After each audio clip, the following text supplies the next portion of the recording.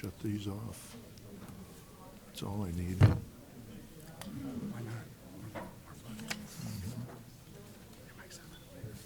first two things, I don't know if you're gonna make the.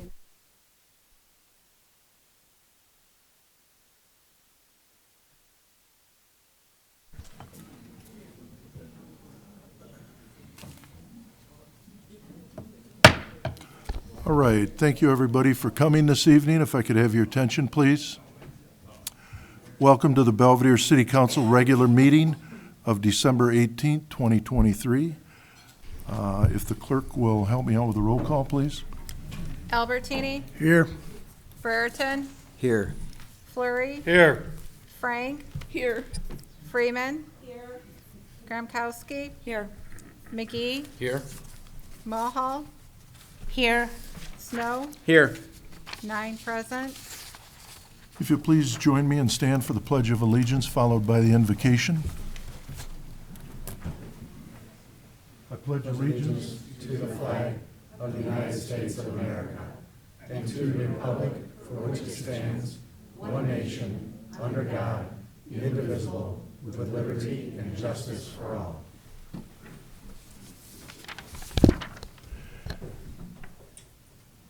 Dear Lord, we pray tonight to thank you for our country, our community, our families, and our freedom. Lord, we thank you for our current military service members and for the men and women veterans who have served and sacrificed throughout our nation's history. We ask that you bless all of those and their families. And we give thanks for our police and fire first responders in our community and throughout our country who bravely serve our citizens. We pray for your guidance tonight and ask that you give each of us compassion, patience, understanding, courage, and wisdom as we conduct our city business here this evening. We pray for these things in Christ's name. Amen.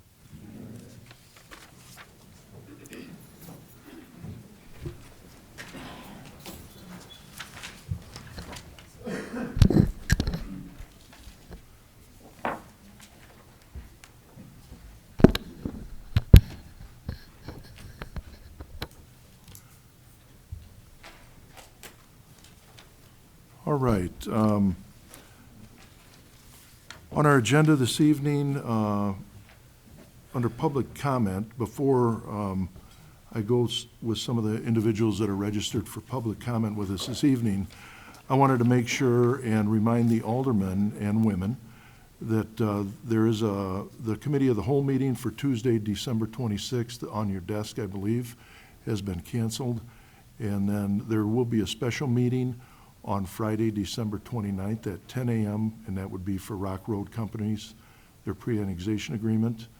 That was a snafu regarding a publication that didn't get in time to satisfy a request that they had made of the city. We did put it in, but it wasn't published. So we will meet on the 29th, Friday, December 29th at 10 a.m. And also on your desk tonight, there are directions regarding if anybody comes into City Hall, the directions to our alarm system, how to arm it and disarm it. So, all right. With that being said, I also have on the agenda, I would like to move up motions of finance and personnel, which is item C on the last page, that being a motion to consent to the appointment of Sandra Stevens as alderperson of the First Ward to fill a vacancy created by the resignation of Alderperson Tom Porter for the remainder of the term. I would like to move that up on the agenda, and if there's anybody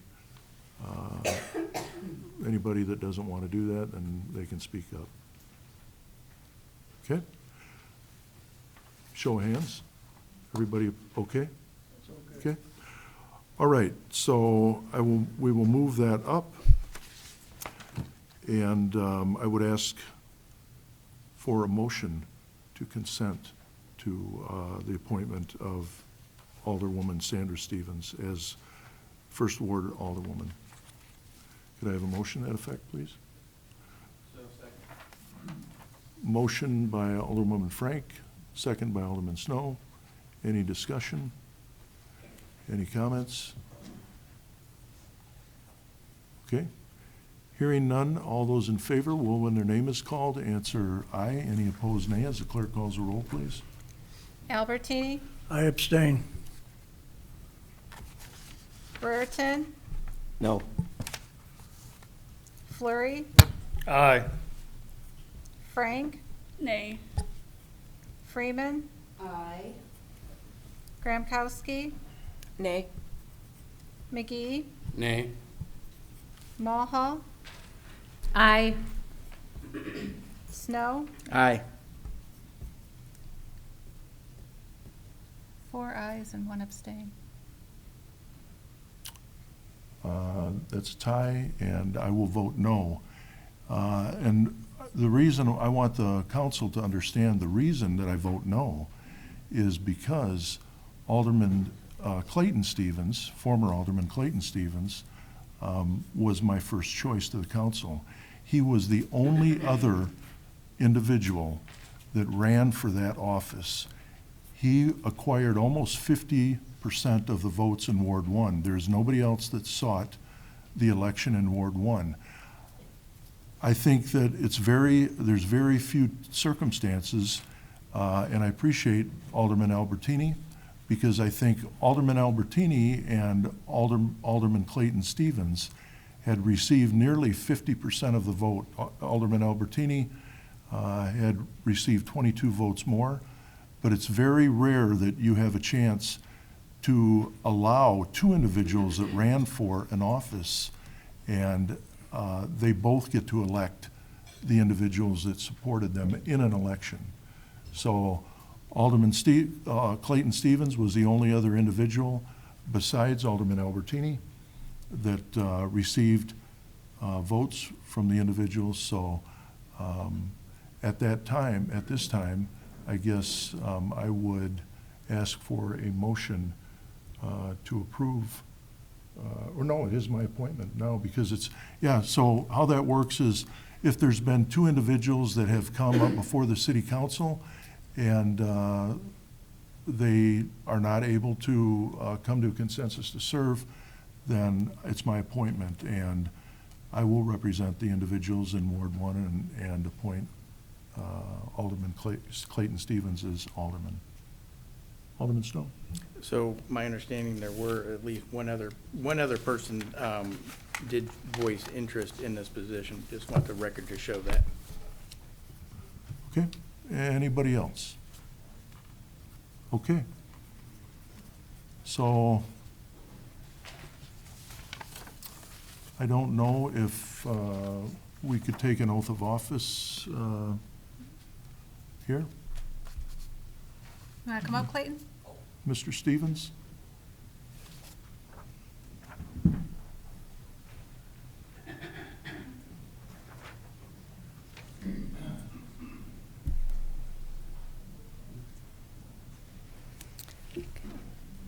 Ready? Want to raise your right hand and repeat after me? I I, state your name. Clayton Stevens, Do solemnly swear do solemnly swear that I will support that I will support the Constitution of the United the States Constitution of the United States and the Constitution and the Constitution of the State of Illinois, of the State of Illinois, and that I will faithfully discharge and that I will faithfully discharge the duties of the office the duties of the office of Alderman of Alderman according to the best of my ability. according to the best of my ability. Congratulations. Thank you very much. Please be seated.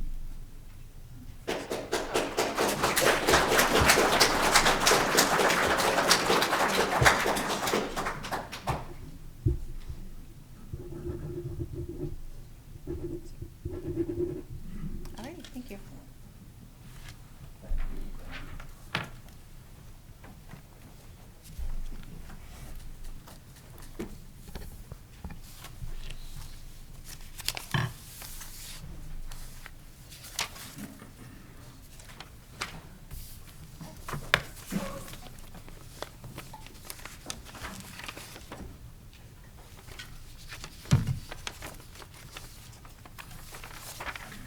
Okay, we have a number of people that have registered with us for public comment this evening. And I would start by recognizing Mr. Charles McDougall. Did I get that right? Charlie? Hi, Charlie. How you doing? Good. Please come up to the podium and state your name and... Okay. I'll write you an IOU. You will? What do you mean? I don't know if I can use our, is that like legal tender? If you would, is that on? If you would state your name, please. My name is Charles McDougall. I am 69 years old, magic age, oh boy. Only really relatively recently a resident here. By recently, I meant 10 years ago I moved here. That was due to, oh my God, the big horrible D called divorce. So I left the area she's currently in and came here. Fortunately, that was 2,000 miles away. Isn't that nice? It keeps us apart that way. What happens is that having so recently become a resident of Belvedere and gotten to know some people, the mayor particularly, he's a kick in the pants, I love him. I enjoy the area, I really do. It's a marvelous place. However, I do have to state that through the course of the divorce, I lost my fortune. And I am now on what you would call almost a subpar income, Social Security. And I understand that the city council is talking about a possible increase in the property taxes. Currently, we pay, I don't know if I'm not supposed to tell, am I not supposed to tell? Doesn't matter. Currently, we pay about $2,500 a year, which is tight for us, but we manage. We only manage by stealing $200 a month and putting it in a savings account, mind you, but that way then at the end of the year, we have sufficient to cover the taxes. And it works, but I would tell you that such an exorbitant increase, as I have heard, I don't know where it's written down or exactly what the amount is, but such an exorbitant increase would put me out of my house, I want you to know. And as much as I like it here, I couldn't remain in a town, I couldn't remain in my home, let's put it that way. Having to bear that kind of an increase in property taxes. That's 98% of what I got to say. I know it's not you guys' fault. I know that your income does not bear into my income. But yet, on the other hand, I want you to take into consideration possibly those of us a little less fortunate than many of the other members of this room, and realize that you're making decisions regarding other people's lives and livelihoods in that sense. Frankly, I don't know where I'd go. Maybe the mayor's got a room I can rent. We'll see how that goes. I don't know. At any rate, ladies and gentlemen, it's been a pleasure. Thank you ever so much for giving me the opportunity to speak, at least air my troubles and grievances, and we'll go from there. Adieu. Thank you, Charlie. I appreciate it. Nice to see you. Nice to see you, Mayor. Have a good one. Thank you.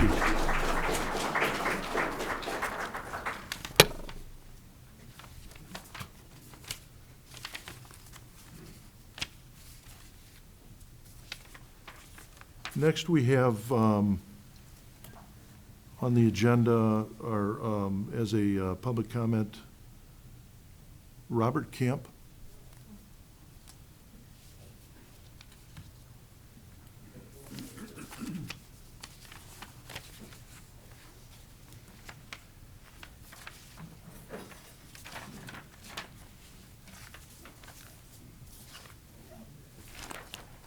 Mr. Camp? Yes, my name's Robert Camp. We've lived in Belvedere probably 45, 50 years. We're on a fixed income. We get Social Security. We have a pension. It's pretty small. And what we're paying right now for medical bills, gas, prices, our medications are gone up so far. If you raise this rate on our taxes for our house again, I don't know what we're going to do. So the only thing I can do, I guess I'd try to move, but I'm too old. I don't have the money. So the only other thing I could do is when it comes up from re-election to whoever votes for this, I'm not voting for them. So that's all I have to say. Thank you. Right? Thank you.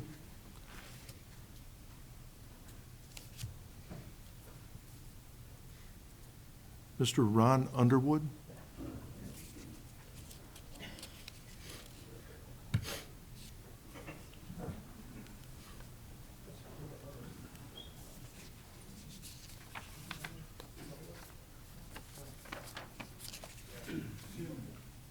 I wasn't able to be here until just recently. Am I able to sign up to speak or something? Yeah, I would allow, yeah, you could sign a sheet, please.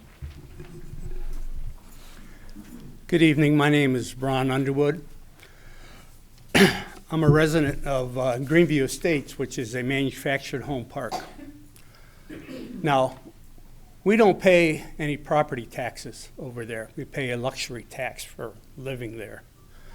But the owners of our property do pay property taxes.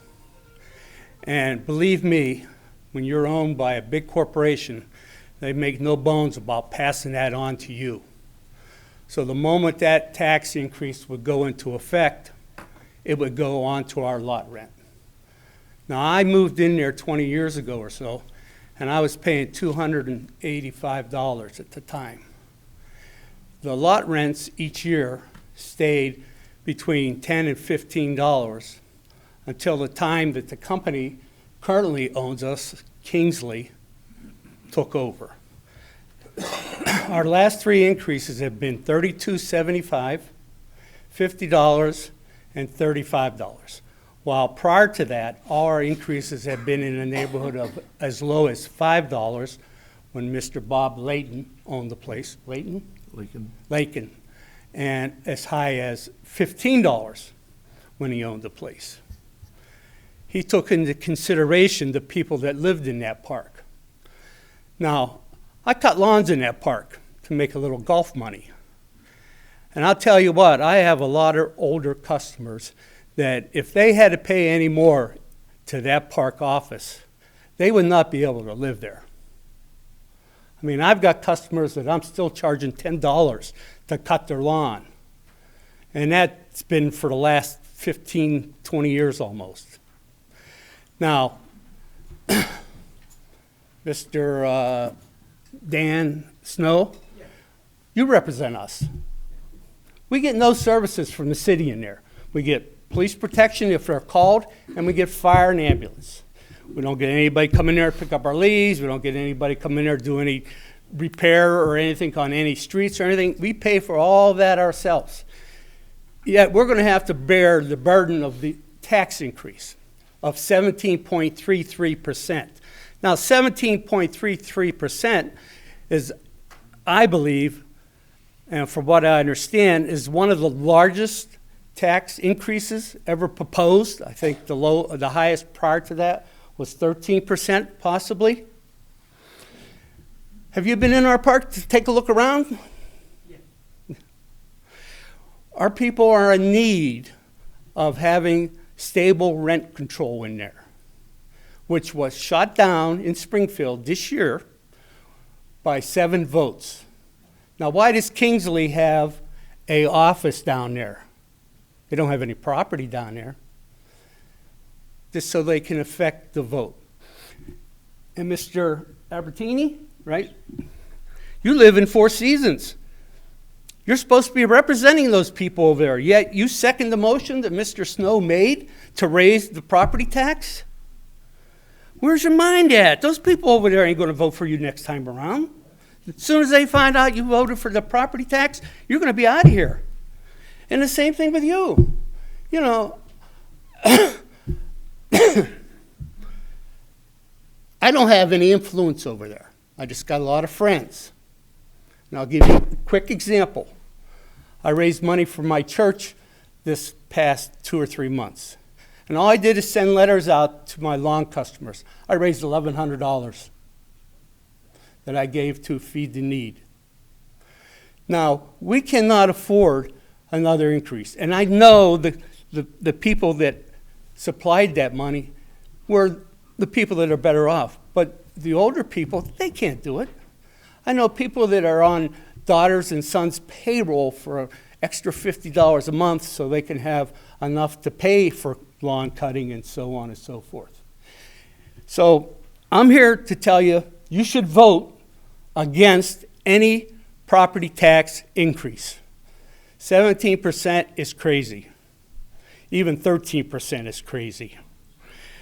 And I don't know what to tell the city council. Has anything been said what this money is needed for, what's it going to go towards, or anything like that? Maybe you should borrow some money off the park district. They seem to have plenty. So thank you for your time. I appreciate it. I hope to hear a bunch of no votes on this issue today. Thank you.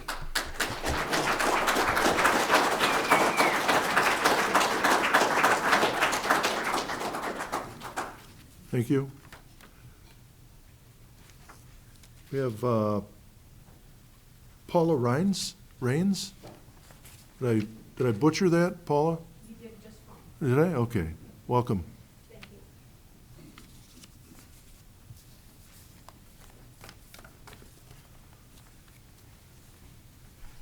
Ladies and gentlemen, Mayor, good evening. My name is Paula Rains. I'm from the 2nd Ward. I would like to start by thanking, first of all, the Alder people from the 2nd Ward, Mr. Snow, and the lady whose name I forgot. Both of them, I contacted both of them about the tax issue, and they were both very sweet to return my call. And even though I didn't want to talk to Mr. Snow, they were willing to talk to me about their views on this issue. I also want to thank the police who are here. My husband was a policeman. For the first 12 years we were married, we spent no holidays together. I know it's a thankless job. I want to thank my neighbors who are here, the aldermen and ladies who are here, because you're working a thankless job. I'd like to thank the mayor because you had the guts to start this meeting with a Pledge of Allegiance and a prayer. They say if we ever forget that we are one nation under God, we'll be a nation gone under.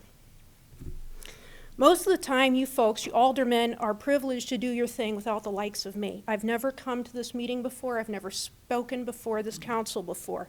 I'm happy to vote for you. I assume you're happy to get my vote, and that's that. But there are times when it's important to make a distinction. The distinction that I want to make is that we are the governed, we're not the ruled.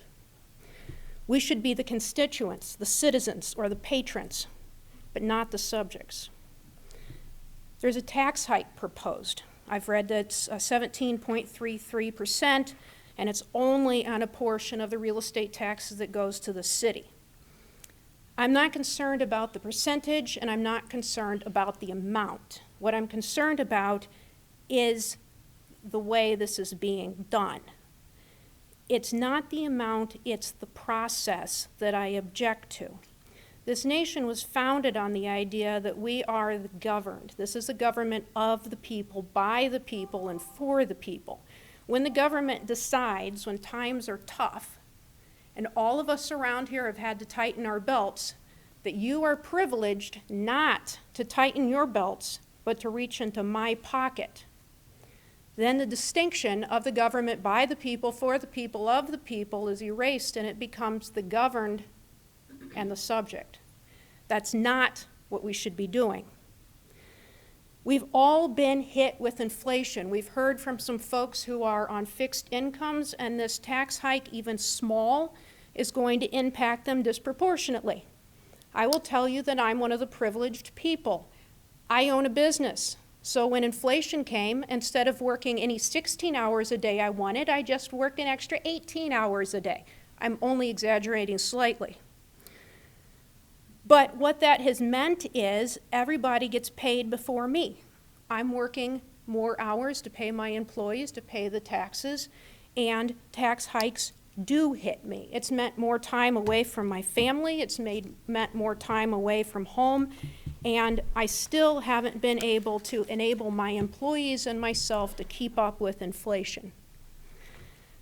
So why I'm here tonight isn't necessarily the amount of the tax increase. It's this. It's that I am offended that a government of the people, by the people, believes that when the going gets tough, rather than getting tougher and getting more creative, you have the right to take from the people who are already suffering under a bad economy and suffering under inflation, and many people with fixed incomes. And quite frankly, we all have fixed incomes, don't we? Whether we have jobs and we're just going to work more overtime, or whether you get Social Security, everybody's fixed income. We don't get to print money. Maybe the government does, but that's not how our nation was founded. So I'm sure that the city is facing tough challenges.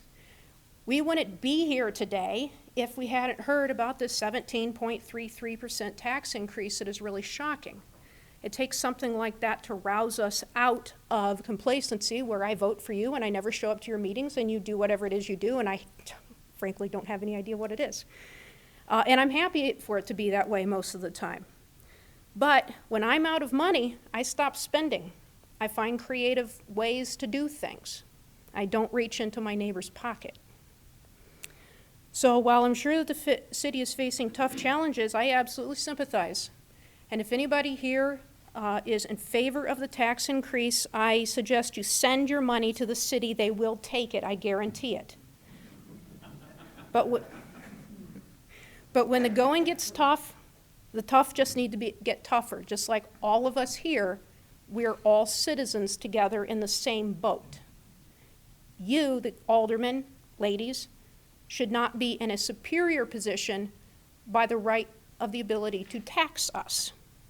As my accountant says, the ability to tax is the ability to destroy. As you've already heard, your ability to tax, no matter how minimus you believe it is the ability to destroy us. I don't believe that I have any persuasive power over such a large body that I've never appeared before. But I can say that if anybody votes for the tax hike, I won't vote for you again. And has been said, I will actively work against your reelection, because that's the way our system works, and it still does work. Thank you very much for the time.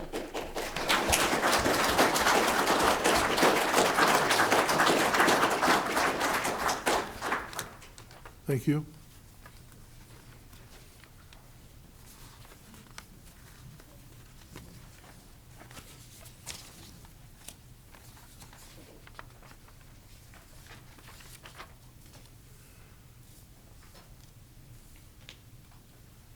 You know, I'm a lefty, and I'm telling you, you guys must be lefties too, because I can barely read this. But anyhow, Stephen Edinburgh. Is there anybody else set to speak for me? Because I gotta get later. I don't want to cut anybody off. This is your opportunity. Okay, please come up, state your name. Thank you. I'm right-handed, it's just awkward position.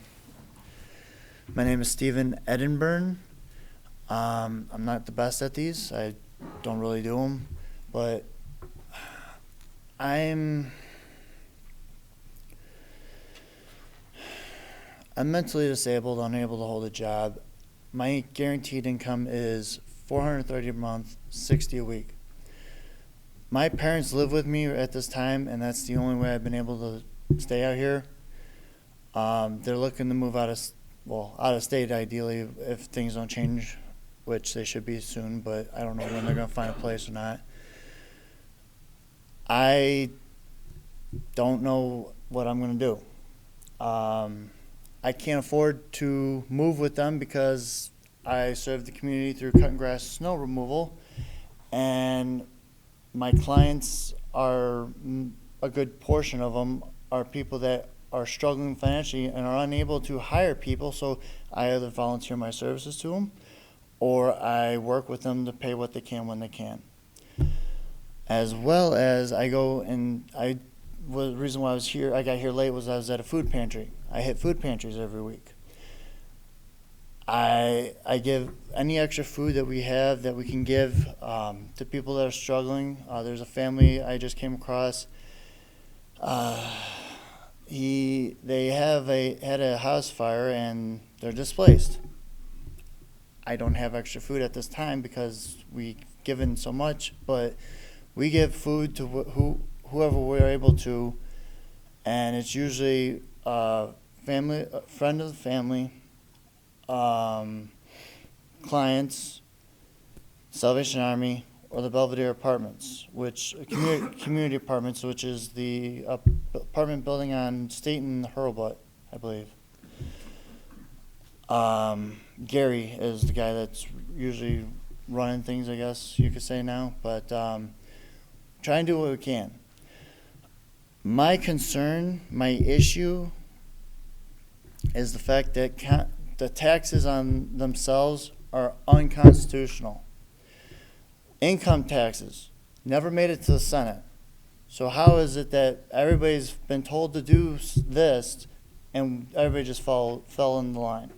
Taxes were only implemented, from my understanding, because to fund a war, the World War I or II. So why weren't they ever removed?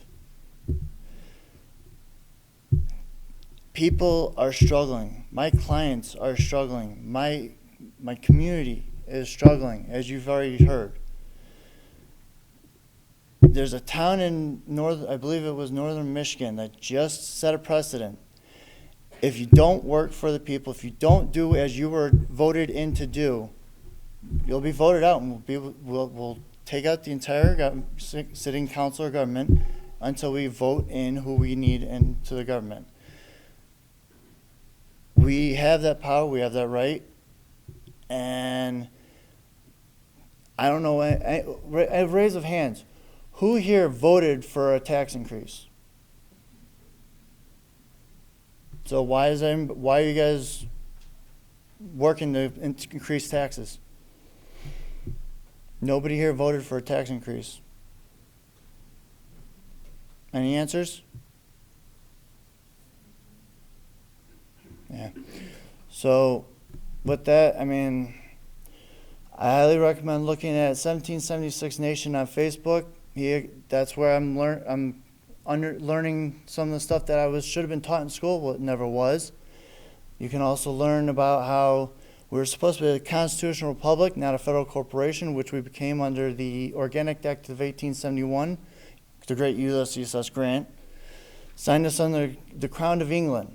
Now, that's just a little taste of it, but if you go into them, there's a lot going on.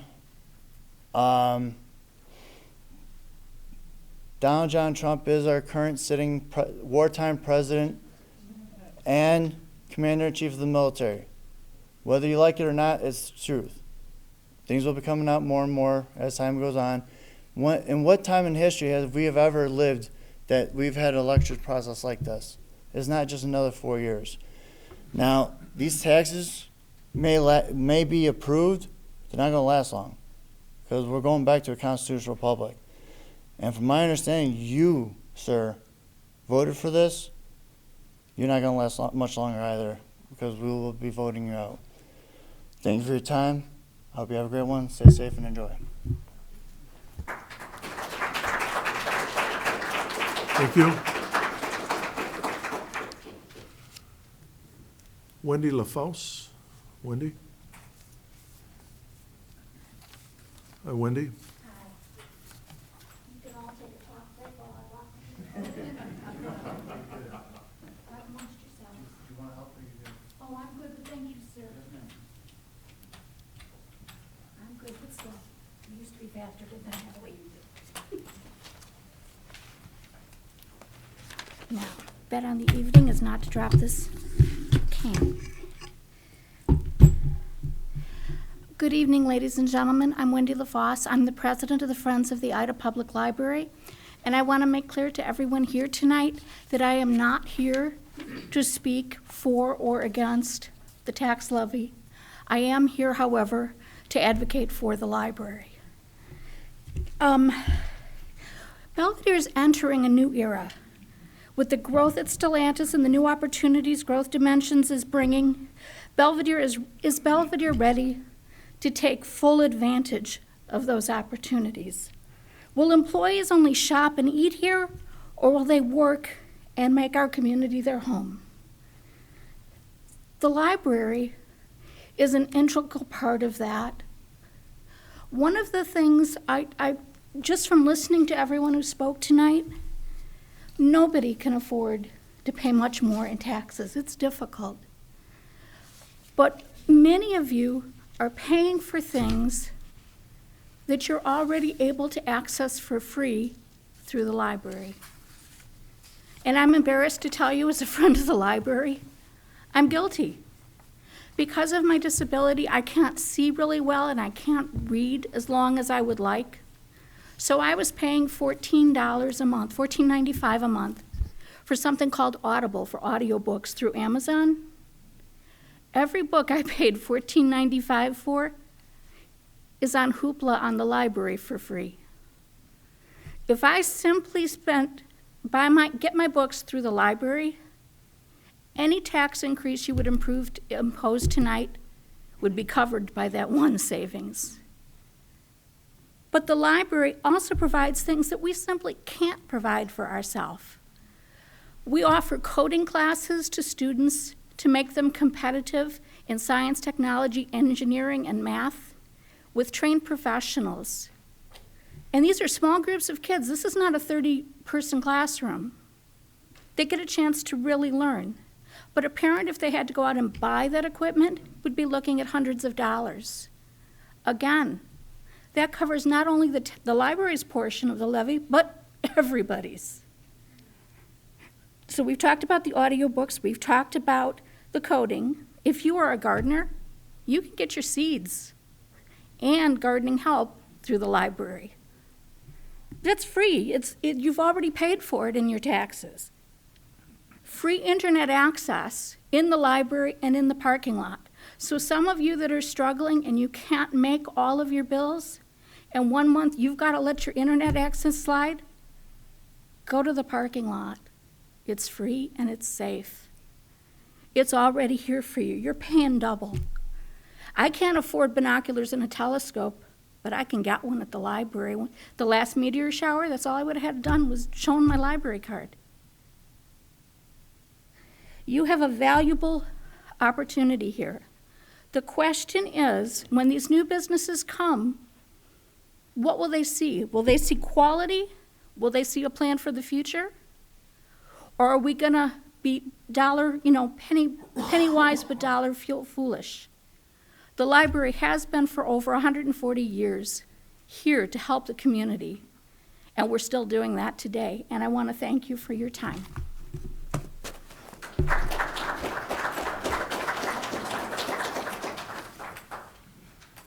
Thank you. Next, Alderman John Albertini. John? Thank you, Mayor. I'm going to come to the podium.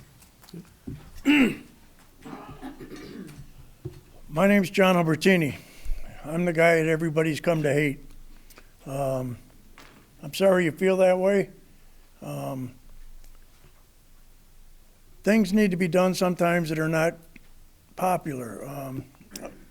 This tax that's going through that everybody's concerned about, the 17.33, you all came out to talk about it.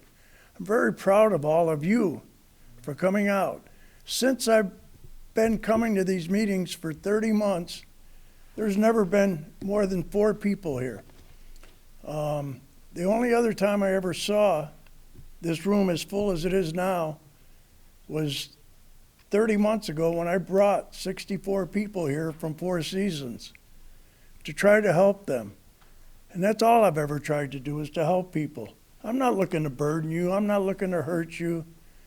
I'm not looking to be your friend if you don't want me to be. But I would like to be your friend. I think if you give us a chance and give us a little more time in this meeting, you'll find that we are your friend and we are listening to what you got to say. You can shake your heads, no, we don't, but yes, I do understand how you feel. It burdens me as well. I'm a senior. I'm on a fixed income. I understand. Everybody's up in arms about this, and I don't blame them, okay? I'd like to say that I'm happy to see you all here and speaking for once, instead of waiting until after the fact and then bitching. So I am proud of you, and let's wait and see how this meeting pans out before we crucify me again. I took 60 calls. I think I've let all those people know how I feel, and I did take all your calls. I didn't just turn my phone off. I didn't shun you away. As an alderman, as your alderman of Ward 1, I have taken the time to listen to you. I've taken quite a bit of controversy on this as well as on the Clayton Stevens issue. This is why I've abstained. It's a 50-50 deal, so why should I be the guy that makes the decision? You know, I'm not. So I think I'm trying to rectify some of this, and I hope you in the future, you can see that I do want to help you. I do want to reach out and serve you as an alderman.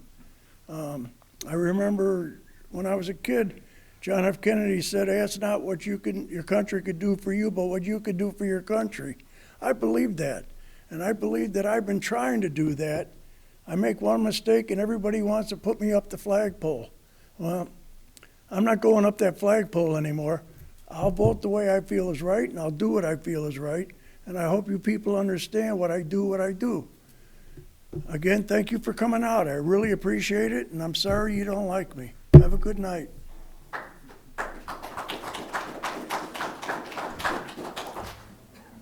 Okay, thank you. And Alderwoman Marcia Freeman?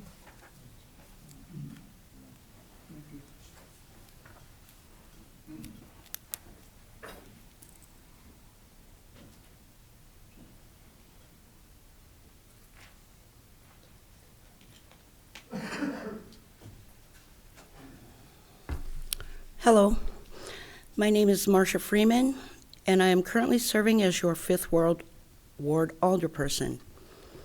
I would like to welcome all who are in attendance tonight to share your thoughts and concerns with your city government. I only wish attendance were this high at every meeting. I was raised by my late father, a Marine Corps sergeant, who taught me many things. Among them were to always be honest, act with integrity, never cower to bullies, and stand your ground when facing adversity. I'm speaking tonight to set some records straight. First and foremost, I did not vote in favor of raising property taxes in Belvedere by 17.33%, as Clayton Stevens falsely published in the December 14th issue of the Boone County Shopper. I did not vote either in favor or against the motion made at the November 27th Committee of the Whole meeting regarding the tax levy discussion, as I was not even in attendance at that meeting. The multitude of calls I received throughout my weekend, the weekend, I might add, that I had reserved to spend with my 87-year-old mother, who suffers from advanced dementia, to celebrate the Christmas holiday with, were more than a mere annoyance. Many were downright mean and accusatory in nature, accusing me, again, of something I did not do because they had read in the Shopper an ad placed by Clayton Stevens that I had. To say my, in all likelihood, last Christmas with my mom was all but ruined would be an understatement, and for that, I will forever grieve. The second thing I would like to address is the way this potential levy increase was represented to the taxpayers by Clayton Stevens. Most of the people I spoke to on the phone calls were of the false impression that this equated to a 17.3% increase in their property taxes. This too is false and a blatant misrepresentation. The 17.3% increase discussed did not, I repeat, did not represent a 17.3% increase in overall property taxes. What it represented was a 17.3% increase in the city's portion of the tax levy, meaning the city slice of the tax pie would have increased 17.3%, which when broken down meant a homeowner with a home value of between $100,000 and $150,000 would have seen an increase of approximately $8 per month, or a little more than 2% raise in their property tax. When I explained this to all the callers I spoke to, they were outraged that they had been led to believe otherwise. I am unsure what the motive was for Mr. Stevens to spread information to taxpayers that was deceptive in nature. I do not believe it was with good intentions, and I do not believe it served the best interest of our community, especially since it obviously caused our senior population undue stress and anxiety. What I can conclude is that because Clayton Stevens omitted the name of an alderwoman who did in fact vote in favor of the 17.3% levy increase, and included mine instead, who, as I said, did not vote, it was done with malice over the fact that I voted no on his reinstatement to the council after his own constituents had voted him out. And the other, intentionally omitted alderwoman, had voted yes to his reinstatement. A logical conclusion, I'm sure you would agree. I would also like to add that the public comment I gave at the December 11th City Council meeting was not intended to give the impression that I was in favor of a 17.3% levy increase. I was merely trying to inform the public of actual facts your elected officials must take into consideration when debating a levy increase, including an IMRF rate increase, an insurance rate increase for public works employees, union contract wage increases, as well as non-union employee wage increases, increases in the cost of contracted materials and labor incurred by the city, a police and fire pension increase of $362,000 this year alone, an unknown, unpredictable ambulance service expense, while pointing out that our shortfall, not including the police and fire pension increase or ambulance revenue shortfalls, equals 18.4%. Do we need to raise the city levy considering all these increases? Absolutely, like it or not. Do we need to raise it 17.3%? No. Within a good government, a government that operates without ill intent or employs bullying tactics, there was always room for discussion, debate, and compromise, all of which I am more than happy to engage in. Thank you.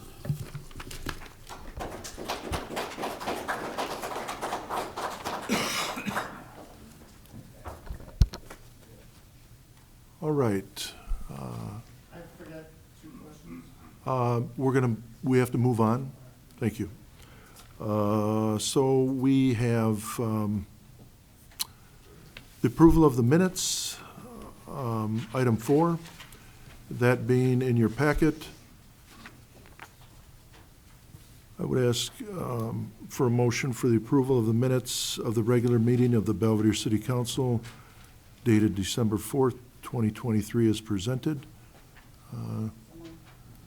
Motion by Alderwoman Mulhall, second by Alderwoman Frank. Thank you. Is there any comments, questions, or corrections? Okay, hearing none. All those in favor, say aye. Aye. Any opposed? Motion passed. Thank you. And item 5 is, I would like to open up the public hearing for the proposed property tax levy. That has been published in the Boone County Journal on December 7th, 2023. It's a notice of proposed property tax levy for the city of Belvedere. A public hearing to approve the proposed property tax levy for the city of Belvedere for 2023 will be held on December 18th, 2023 at 6 p.m. in the city council chambers located at 401 Whitney Boulevard, Belvedere, Illinois. Any persons desiring to appear at the public hearing and present testimony to the taxing district may contact Shannon Hansen at the Budget and Finance Office located at City Hall.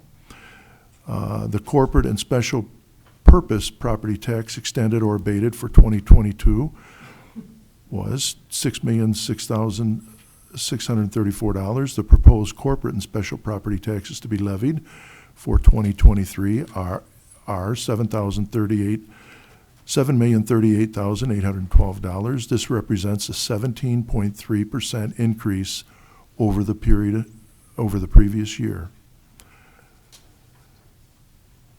The property taxes extended for debt service of 2022 was zero. The estimated property taxes to be levied for debt service for 2023 are zero. The total property taxes extended for abated for 2022 are $6,006,634. The estimated total property taxes to be levied for 2023 is $7,038,812. This represents a 17.3% increase over the previous year. There's also the tax levy for the special service areas 2 and 3. They shall not exceed 0.12% of the value as equalized or assessed of taxable property within that special service areas 2 and 3.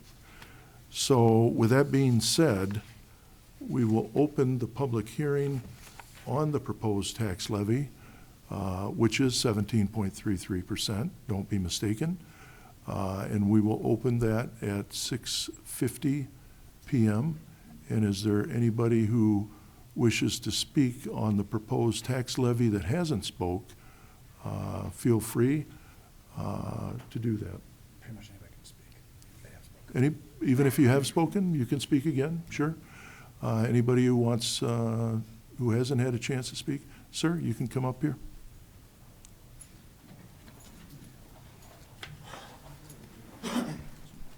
My two questions are, with these taxes, I've been seeing a lot of complaints that the Christmas lighting in the park, Belvedere Park, is down substantially. And if you guys were planning on doing a tax increase, why are you demolishing the pool at the Belvedere Park, which the community very much wanted to stay open? Because that's Park District, but I mean, it's still tied into the city, isn't it? Well, the Park District. My apologies. The Park District is a taxing body, and so the Park So District. it's separate? It is. Okay. I didn't realize that. That's but okay. Regardless, shouldn't be allowed. This is ridiculous that you think you've got a comfortable life, so why not tax people? How much are you guys paying in the taxes? Are you even paying the taxes? It's ridiculous. Like I said, I have clients, there are people, my neighbors, my community, can't afford it. If you really want to drive people away, you're doing a great job. Have a great one. Thank you. Is there anybody else who wants to speak to the proposed tax levy? Sure. As a member. Sure. Please state your name for the record. So I'm Mindy Long. I am the director of the Ida Public Library, and you will hear from me in a little bit about library business. But I'd like to talk about my own personal issues and my own personal life here in the town of Belvedere. It is a high tax increase. I've lived in this town for over 50 years. I've lived in my same house for 20 years. My property tax increases every year, not because of the city, mainly because of the school district, sometimes because my tax valuation is up. Every time my property tax goes up, my mortgage company wants a little bit more, double, because they have to build their escrow. So it is costly. I know that. I understand that. I moved away once for about 10 years to the state of Arizona. My 2 children were born out there. It's a horrible place to live. The police coverage is terrible. There's a lot of crime. I was threatened 6 times in my vehicle by someone with a gun. The first time I had a baby in the car. The second time, the final time when I decided it was time to move back, I had an infant and a 2-year-old in the car as I was driving, all because I did not move fast enough at the stoplight. So this is a safe community. I moved back here because it's a wonderful town. It's very safe. We have an excellent fire department. We have an excellent police department. We do have crime, but it's nothing like a state like, or a city like Arizona or a state like Phoenix. I realize it's a high property tax. I'm going to suffer too. I'm going to have a little bit of extra I have to pay in my mortgage. It's not that much. It's not going to be huge. It's probably going to be about $20, $25 a month. My mortgage company will probably want $50 extra. I'll have to cut back a little bit to cover that. I'm not rich. I don't make a lot of money as a director of the library. I have a family of 5. I have 2 children and adults in college that I'm supporting. So it is going to be a little pricey, but it's worth it to me to live in a wonderful community.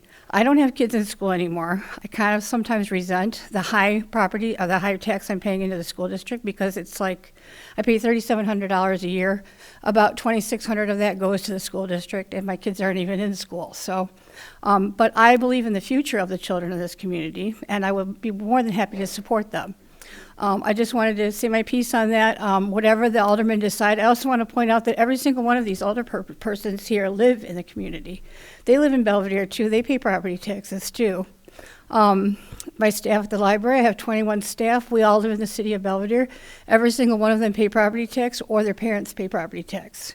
So these are not easy decisions. These are difficult decisions for everyone to make. The inflation's been ridiculous when you're paying like $5 for a gallon of milk. I mean, we can barely even afford beef anymore. It's so pricey and expensive. We eat a lot of chicken, we eat a lot of tuna, we eat a lot of vegetarian meals. So that's what you have to do, and it's sad that we have to go through this, but we also need to have these services. We need to have a decent city. We've got some wonderful growth coming here, growth dimensions, and the mayor and the city have done a wonderful job building new businesses here. I've been here 50 years. I've seen businesses come and go.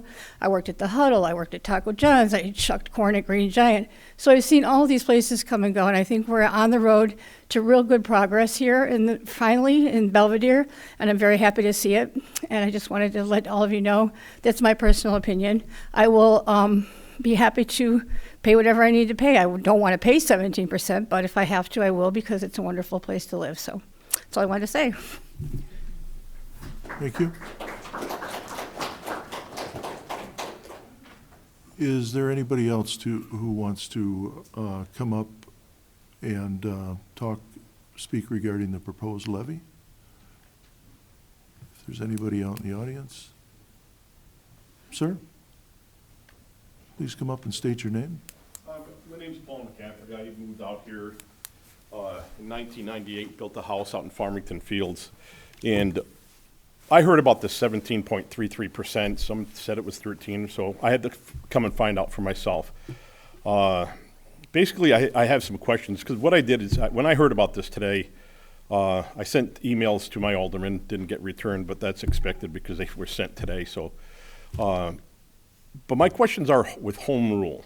I researched home rule, and my question about the home rule in Belvedere, I know they're a home rule community. It says a population of 25,000 people, citizens. Well, Belvedere has 2 signs in town, and Route 20 coming into town, it's under 25,000, it's 24,000 plus. On State Street, it's over 25,000.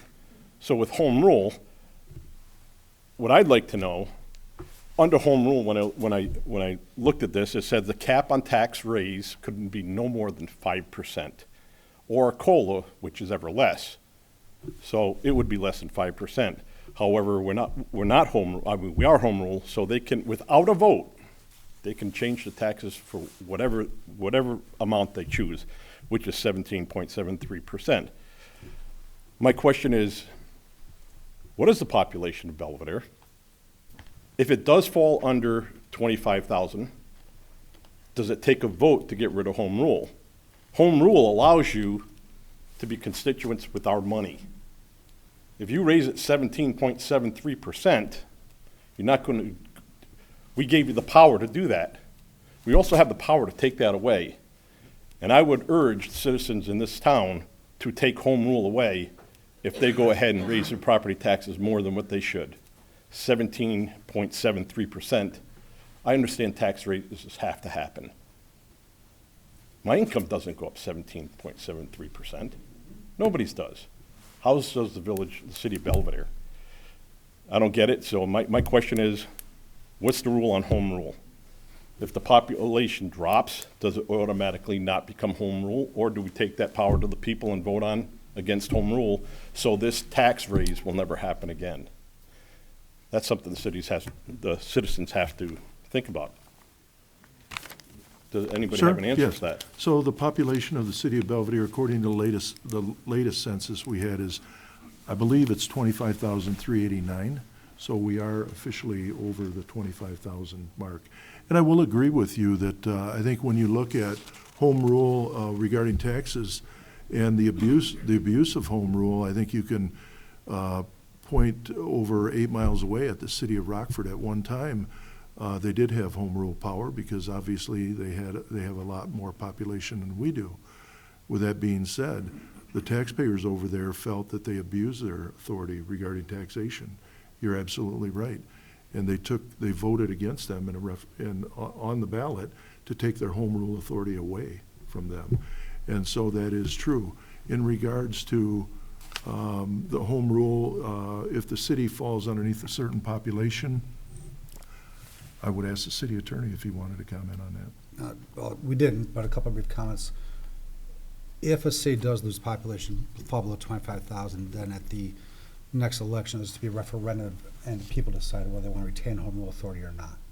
But obviously, we did not, so that referendum would not be held. There's always the possibility to have a referendum to remove home rule authority. As the mayor mentioned, Rockford did that several decades ago now, I believe. Home rule is a lot more than the power to tax, though, and I'd caution you.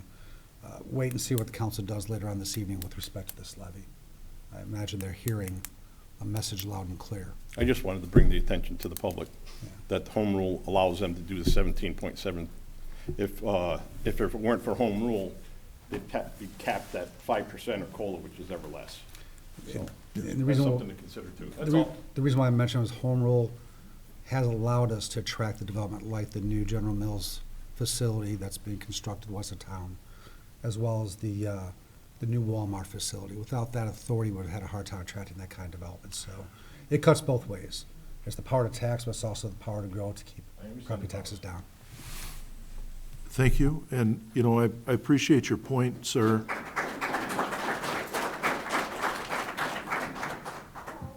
I do appreciate your point because I think you're right. I think whenever you don't tax, when you're not prudent about the taxes that you impose on your community, I think you're exactly right. I think you lose the trust of your electorate. And I think you've earned that. You've earned to lose the trust of the people that have elected you to do the very best you can to make sure that you're not piling on the taxpayers if you don't need it. I've heard since I had made this distinctly clear that the city isn't in danger of losing services here. I've also heard individuals that said the sky is falling for the city of Belvedere. That's not true. It's not. My point is that we have had great economic development here recently in this community, and we are going to see an increase in sales tax revenue and retail tax. We will see that. And my point has always been, if we don't have to tax our residents more, then why would we? If we can make it, things are going to get better here in Belvedere. We've had a wonderful economic development run here in the city of Belvedere, unlike anything that we've had. But the perspective that I had looked at this under and why I was so opposed to it was that in 10 years, with a perspective, 10 years, we had a property tax levy increase in 10 years of 13.69%. And now, in 1 year, it was proposed by the council that we make it 17.33%. We don't have to do that. That's not necessary. And so,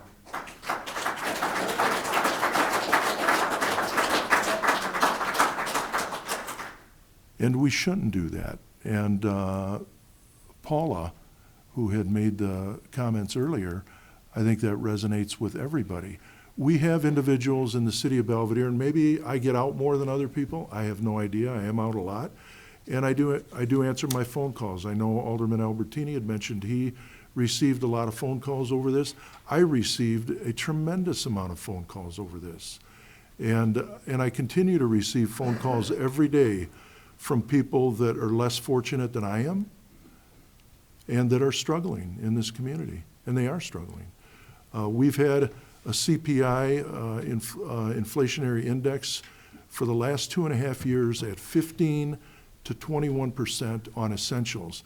And you don't have to take my word for it. Anybody who goes to the grocery store, anybody who goes out to eat, anybody goes to McDonald's, go to McDonald's.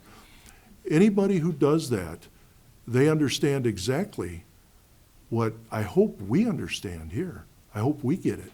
I get it, and I believe we will get it right.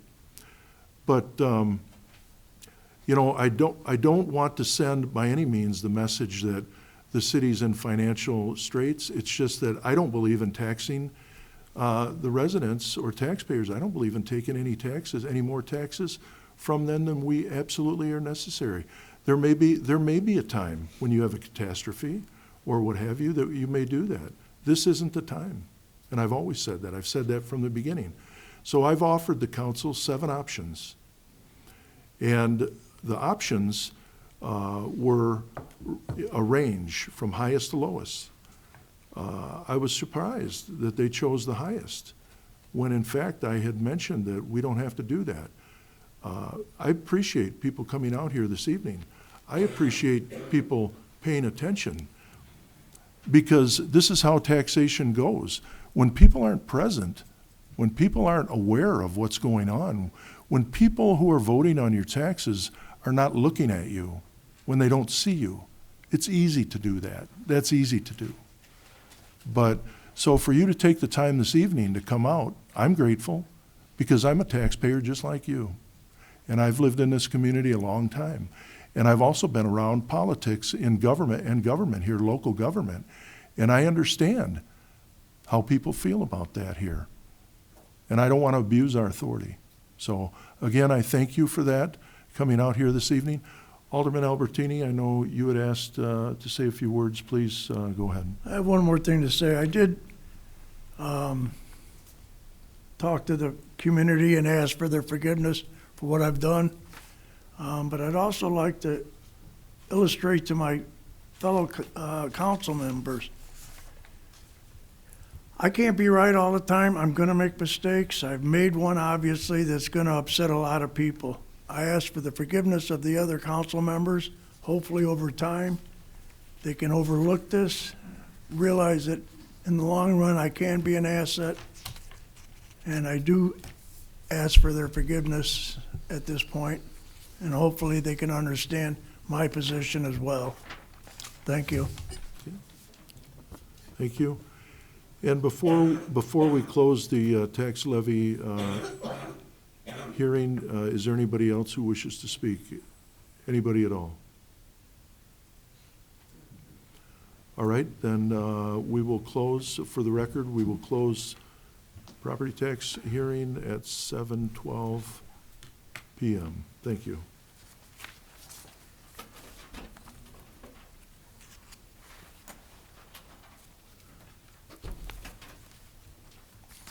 Under item 6, we have special messages and proclamations. Item A, Pam Lopez-Fettis with Growth Dimensions. Hi, Pam. Welcome. Excuse me, Mayor, may I be excused a minute? You sure can. Yes, sir. It's okay. Good evening. Good evening. Thank you. I just wanted to share a few words, also for clarification. A lot of people don't understand what Growth Dimensions is. Growth Dimensions, we're the economic development organization for Belvidere and Boone County. Our role is to really attract and grow our businesses in our community. Part of that work also making our community marketable. That means working with housing, workforce, services, making sure that they're the best in the quality, so I could market that as our product to attract these projects. We're a nonprofit organization. We're not a charitable organization. We are a private-public partnership. At this time, the public's partnership is less than 30% of our investments, and that's how we're not a membership organization, we're an investment organization. So the city is one of our investors. We appreciate their support. So on a monthly basis, we share some of the work that we do. And we've had a really good year, as I've shared in the past. Currently, we have about 65 projects that have been either announced, under construction, or have completed construction this year. We have an economic impact of investments of those projects, again, who've been announced in construction or completed construction of $8.5 billion, over 5,000 permanent jobs, and 3 million square foot at least for square footage of new space. One of the projects that we're working with is Midwest Refrigeration Services, in which they're near finalizing a new project off on a site near Irene Road. So we're hoping, we were told by them that the first of the year, they'll probably be sharing more information. We're also working with the Chicago Rockford International Airport. We're developing relationships with them and other airports outside of the U.S. in order to help build our businesses in our community, help our businesses grow, develop maybe more cost-effective means for them to do business, which allows them to put resources in other areas. That also allows us to increase maybe the gross national product and supply chain, maybe bringing in more businesses that they work with. One of the other things that we're working with is General Mills and the Belvedere Area Chamber on their grand opening for the new General Mills Distribution Center. This facility opened in early December, and they'll host an invite-only event in April of this next year. There's been many other wins, but as I mentioned, we're really starting to work with our foreign trade partners. Capital Warehousing in Belvedere, Illinois, has just been approved for a foreign trade zone. We're in Foreign Trade Zone 176. They are offering new services. Many times, foreign trade zones provide services for their own inventory. Their services are extending to other businesses, so to third parties. They're allowing companies of all sizes and inventory volumes to access their foreign trade benefits.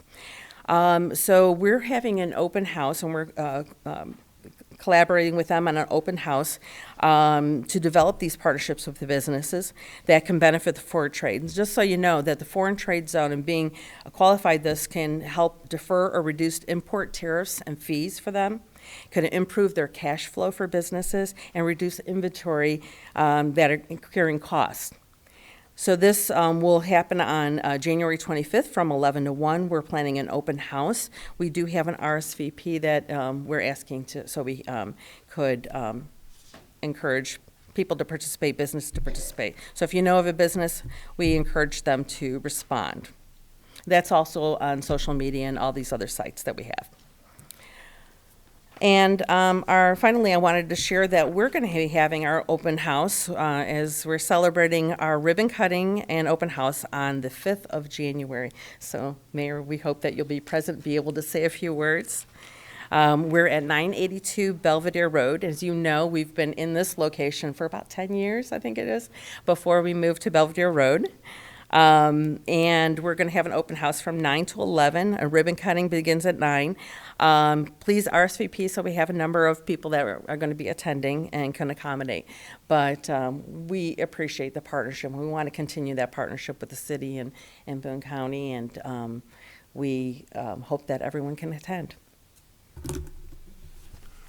All right, is there any questions for Ms. Lopez-Fist? Yes, Alderwoman Frank.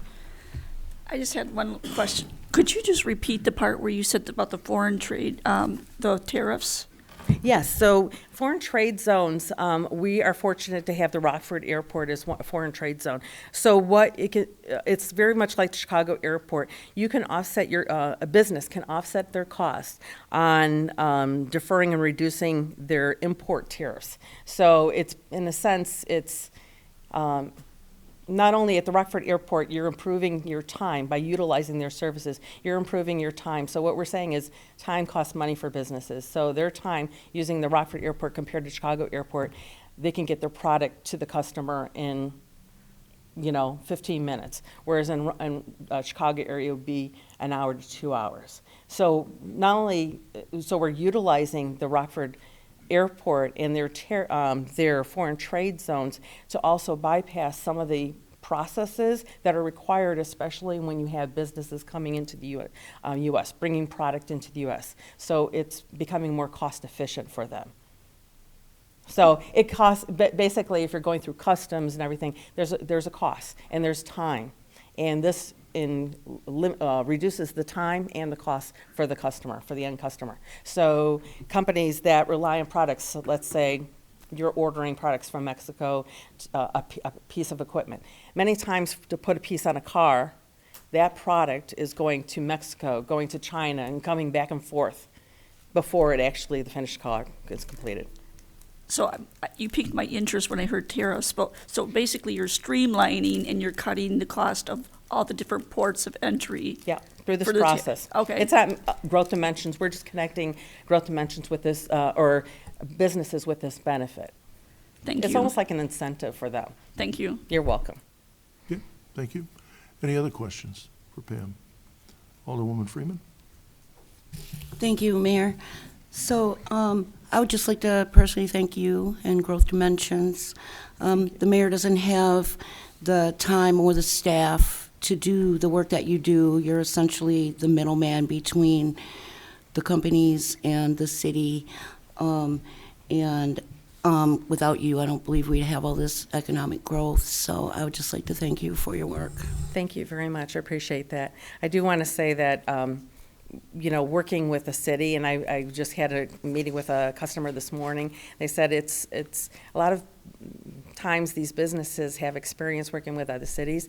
I would say this team has been a great team to work with too. And I experienced that through our project that we worked with when we relocated. So thank you. Appreciate it.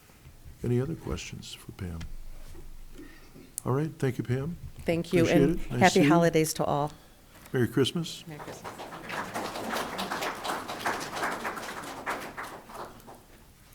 All right, and the Ida Public Library, is that Mindy or, okay, Mindy?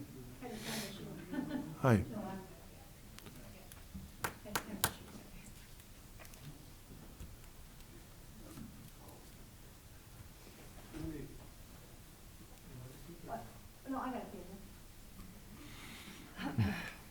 Okay, so you'd heard from me a bit ago of my personal side of things. Now I'm on the library side of things. So I am the director of the Ida Public Library. I've been working at the library for 6 years. I've been the director now for 3 years. I oversee the daily expenditures, what happens in the library, the staff, all the repairs, everything that goes on in the library on a day-to-day basis. And I'm just really happy to see all these people here today because there aren't usually this many people at a city council meeting. And most of you, I'm assuming, are residents of Belvedere. If you don't have a library card, please come in and get one. You're paying property taxes for it. You should have a library card. You can come in at any time and get that library card. If you live in the county, you do live outside our taxing district. But one of the wonderful things, probably the only, in my opinion, wonderful thing that Pritzker did was put an amendment to the Child Cards for Kid Act, allowing the library board to exercise an option to give no-fee cards to all children in Boone County aged 3 to 18. And our library board decided to do that. So all children aged 3 to 18 living in Boone County can get a no-fee library card. The adults maybe cannot, but the children can. So we encourage your kids to come in and get a library card if you live in Boone County. Just a little bit about how the library runs. I do the day-to-day activities. We are governed by a 9-member board of trustees. 2 of them are here today. Our president, James Lee, back in the back there. And then board trustee Wendy Frank is here today. I also have with me my bookkeeper in the back, Rebecca. She does part-time bookkeeping for us. She takes care of all the finances. She makes sure that my spending is in line and that I have receipts for every darn thing that I buy.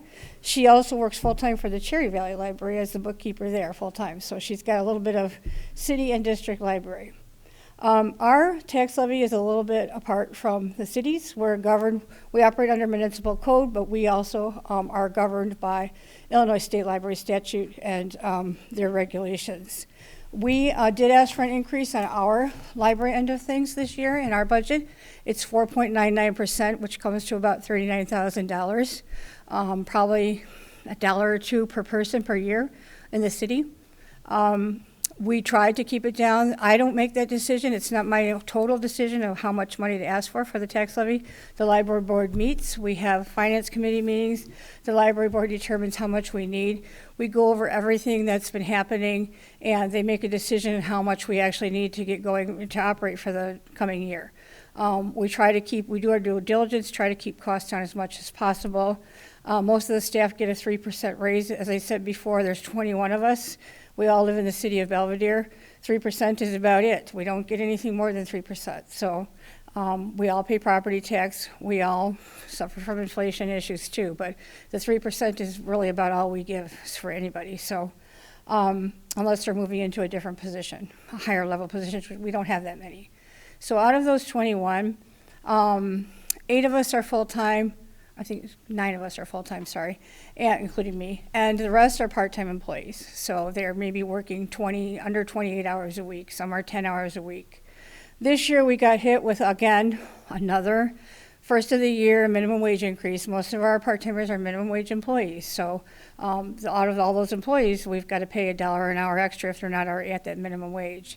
In 2025, we have another $1 an hour increase. It's going up to $15 an hour. So we have to find the money somewhere to pay for those wages. Now, could we operate on fewer than 21 employees? Doubtful. When I took over, we had 26 employees. Now we have 21. I did have 2 workforce employees who came in and were paid by workforce for 4 months. Couldn't afford to keep them on. So they were 25 hours a week, and even at minimum wage, we couldn't afford to keep them on the payroll. So their time is up, and we hope to get another couple of other employees. We do have a lot of volunteers. However, volunteers cannot have access to our patron database. They cannot have access to the private information of our patrons. They cannot lead story times. They cannot lead programs. They would have to have a background check, which would run about $300 to $400 a piece to get a background check done on them. So volunteers cannot do any of those things. They cannot operate behind the circulation desk. They have to be out in the public. So they cannot do the jobs that our staffers do. So we do have a lot of them. They help cut things out, glue things together, so that's kind of nice. I just was going to explain just a little bit about our budget. Like I said, we tried to keep our costs down. We've had a lot of increases. A big increase for us was our insurance costs went up, and they're going to go up again in 2024. My broker's already told us insurance costs are going to rise again, probably about another 5 to 7% for our own property, D&O, liability insurance. So that's a big ding right there. Our consortium costs went up 5%. Our consortium is the group of 180-something libraries that we pay a fee to so that all of you can request books from all these other libraries. It's called a consortium. We pay them a certain amount every year so that we can do this.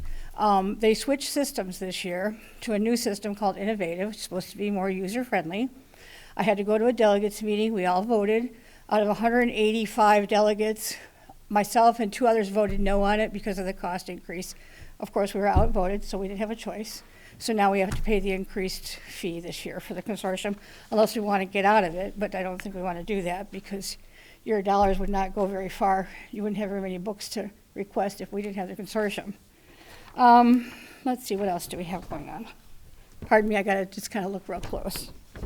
Our friends in the library, as a tax levy supported organization, we are not allowed to fundraise by the government. We cannot sell things, we cannot fundraise. We take in tax money and that's all we can do. We can accept donations, we can accept endowments, but we cannot get out there and be fundraising. Our friends in the library, run by Wendy, is she still here? Wendy, you back there? You just heard from her, she's the president of the Friends. They do the fundraising on our behalf. And Wendy just took over as president this year. She's done a wonderful job. But when COVID hit, they used to give us $10,000 a year before COVID from book sales, various activities, but they couldn't have book sales and they couldn't do a lot of things during COVID. So we have been missing that $10,000 a year for the last 3 years. We've made up for that shortfall from our cash operating flow reserves. Well, now our cash operating flow reserves are down below, we don't even have a 1 month to go on. You're supposed to have 3 months. We barely have a month. So we can no longer keep taking and taking out of that cash flow reserve and expect to have something in case of emergency. So that's another factor that went into asking for an increase. They're doing a fabulous job, but they're not quite up to par yet to get that $10,000 a year. So they do support all of our summer reading programs. They pay for all of those that we have in the summer, and we have some fabulous programs thanks to their efforts. We do have wonderful programs, but we only allow about $1,300 for kids, for youth, for teens. That's it for our program budget. That doesn't go very far when you have third-party presenters who are charging $300 plus travel costs. We do a lot of our programs ourselves in-house. We lead them ourselves. We do a lot of work putting things together. We cut things out. We make sure things are nice for everyone. We're having a Taylor Swift party coming up, so we're doing all that work ourselves. So we do as much as we can in-house. Hoopla and Overdrive take a lot of, they're very expensive, very pricey. They went up again this year. I did have to cut Hoopla. I had raised it up to 7 books per month. It's back down to 5 because we couldn't afford the fees that they're asking for now for the 7 bucks a month. Let's see what else. I already went over the wages. Our hardware costs should be low this year. We do have to replace 2 computers and 1 server, so that's going to be in our budget for this year. Our audiobook prices increased from our vendor. Our vendor, we use one vendor, Baker & Taylor, because we get a 40% discount on everything we buy from them. We also use, for our CDs and movies, we use Midwest Tape. We also get a discount from them. So it's the two it's it. And we did try to price around on audiobooks. They're just pricey. They're like $75 to $100 for an audiobook, so it's getting kind of out of hand. The DVD prices went up, the movie prices went up. It seems like every vendor we have is raising costs, at least 5%, so we have to try to make up the money somewhere. Also, our periodicals, our magazine subscriptions went up. One thing we can do is probably cut back some of those magazines so we won't have as many on hand for you to look at or take out or borrow. So we did the best we could to try to keep everything down as much as we can. Our bank fees went up, mainly due to credit card fees. And then, of course, we're transitioning over to First Mid now, so we don't even know about First Mid. I don't think anybody knows what's going on. First Mid, you're great, we love you, but come on, get it together. 17 people in line is too many. So we've done as best as we could to try to keep this budget as tight as we could. It's just the cost of doing business these days. Everything is expensive, so. That's all I have to say about that. The library's got wonderful programs going on. We do have a skating party that we're paying for out of our program budget on the 27th. After Christmas break is going on, we're going to have, if you have a library card, you can come and skate for free at the Doty Park Ice Rink, Riverside Ice Arena. And there's limited skate rentals. We will have hot chocolate and cookies there, 10 a.m. to, I think it's 1 o'clock. 1 o'clock? And then we do have we have a movie showing coming up for teens. I can't see the movie. Our Swank movie license does not allow us to say the movie, but wear pink. If you're a teen, wear pink, so you'll know what it is. And we have a family movie coming up. For that one, you might want to wear green for the family movie coming up. So we do have some movies. We have a movie license, and we're going to be showing a lot of movies during Christmas break. So please come to the programs. Yes, you may. Well, does anyone have any questions? Should I get any questions for me before James speaks? Any questions for Mindy? Yes. Thank you. Alderwoman Graham-Kowski? Thank you, Mayor. Thank Could you tell me a little bit about the bookmobile, and is that making money? Is it costing money? Is it the profitable? bookmobile doesn't make money. It's part of our budget. So the bookmobile costs us about $12,000 to run. Expenses, gas.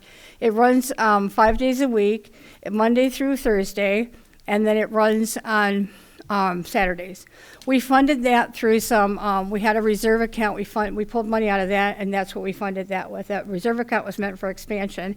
And so we all met it was a difficult decision, but we all decided there was no way we were going to be able to expand a building with the cost of construction, so the best way to use those funds were to operate a bookmobile and get that out there for the public. It goes to the city areas during the week, county on the weekends. It goes to a lot of schools. It does go to Caledonia Elementary during the week, and we must have like 300 kids coming out of that bookmobile.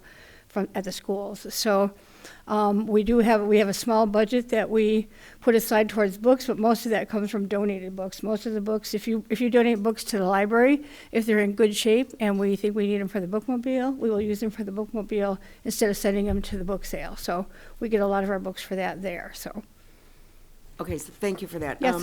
So when they're parked, I've seen them parked at parks, and I barely see people going in and out. I'm just curious, how long are they parked there? Yeah, And they what's the have cost? they have a schedule. The schedule's posted on our website, and they stay there that whole time. They wait and stay there that time. Sometimes nobody comes. Sometimes they'll go to some place and there'll be nobody there. And we try to revamp our schedule to account for that factor. We try to get a hold of, say Sheffield Green, for example, or Shadley. We try to get a hold of the activity directors and say, hey, could you promote us some more? Or we are going to be doing some outreach visits at these places, and we're not getting a lot of visits. But when the weather's bad and it's elderly people, they can't get out onto the bookmobile. So we're talking about maybe having to go into them. So we haven't done it yet, but we probably will in the future. Yeah, welcome. And anyone can come visit it. You don't have to have a library card to step onto it and take a look at it. So just to check something out. Any other? Also our programs are free, sorry. That's all right. I have to have a library card. Oh, I'm sorry. Alderwoman Freeman? Yes. Thank you again.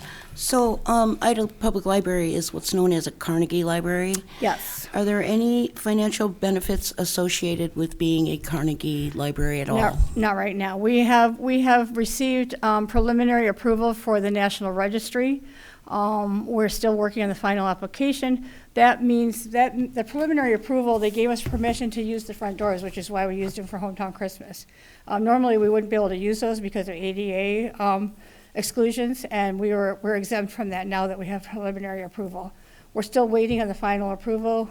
They keep putting us off to the next one. They only have 3 meetings a year. So once they approve that, there may possibly be grant money available, but that's just to maintain or extend the original building. It's not to use for operating costs. It doesn't pay wages, things like that. We do apply for a lot of grants. I did just receive a grant for some books. The Friends of the Library received a grant for us for some tech funding, but those do not pay operating expenses. The grants from the state of Illinois that we apply for, we do get a per capita grant every year. We have to specify what we're using that for. And that, again, you can use it for wages, but you have to specify, and that's what you have to use it for at the end of the year. So, and a lot of the grants that we put in for, there's a lot of competition. 200 libraries right around here, just in our area, and then we're all applying for the same grants. So it's a competitive world right now. Everyone's hurting for money, so it's hard to get a lot of them. You're welcome. Any other questions for Ms. Long? Okay, thank you. James? Good evening. I'll be very brief. I'm Jim Lee, and I'm the president of the library board. As we've been talking about money, I've got the sheets and looking at them and try to make sense out of it also. And part of the concept that struck me was the difference between cost and value. A lot of times we spend a lot of money for stuff that we don't really get anything out of. With the library, we're spending a decent amount of money, but the value of having that in the community is worth much more than we're paying for it. The other thing I'm glad you brought up the bookmobile, because I substitute at both high schools and both middle schools. When that bookmobile pulls into the parking lot there, those kids go crazy.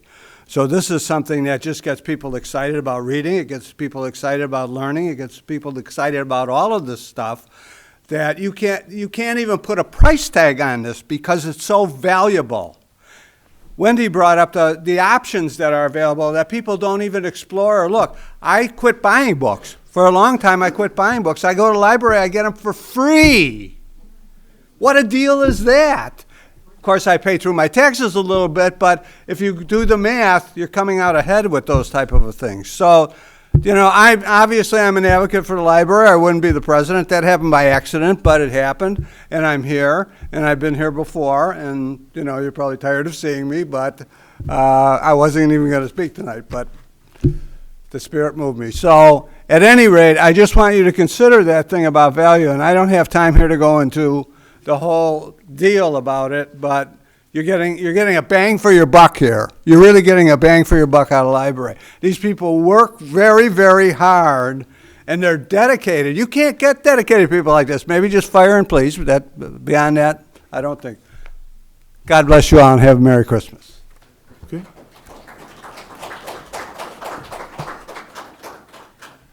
Thank you, Mr. Lee. Moving on here, item 7, approval of expenditures. We have expenditures, general and special fund expenditures in the amount of $2,582,378.80. You have those in your packet. Could I have a motion to approve those expenditures, please? I'd make that motion, Your Honor. Motion by Alderman Stevens, second by Alderman McGee. Thank you. Any questions, any concerns regarding the information that you have in front of you? Alderwoman Freeman? Thank you again.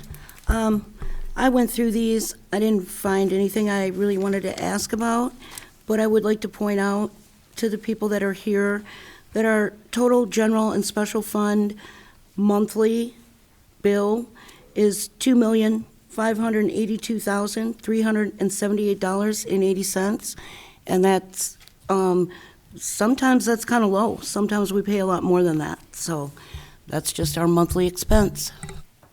Okay, thank you. We have a motion and a second on the floor. Any other questions, any comments regarding the motion on the floor before we do a roll call vote? Okay, hearing none, if the clerk, all those in favor, please say aye. Any opposed, nay, as the clerk calls the roll, please. Brereton, Aye. Fleury, Aye. Frank, Aye. Freeman, Gramkowski, Aye. McGee, Aye. Mulhall, Aye. Snow, Aye. Stevens, Aye. Albertini, Aye.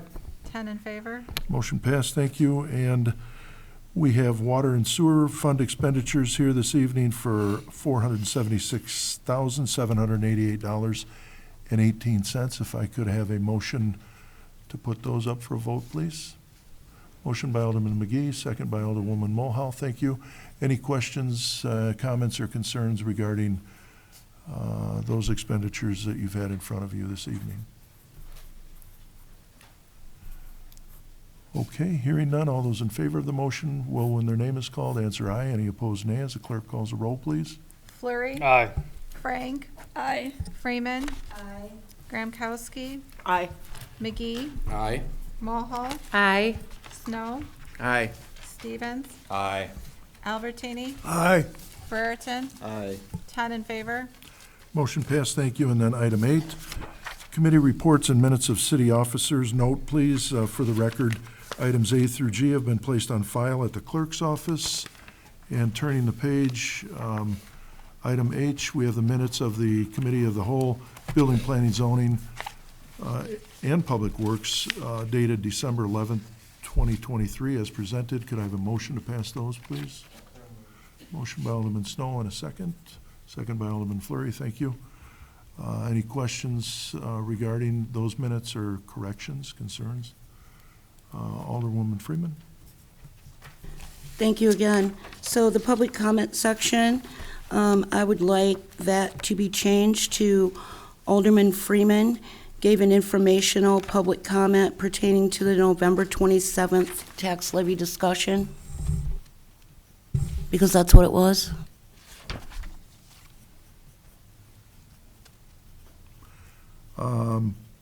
So you're objecting that it says Alderwoman Marcia Freeman, proponent of motion made on November 27, 2023, to increase the tax levy by 17.33%, is that? Yes. So you take exception to that?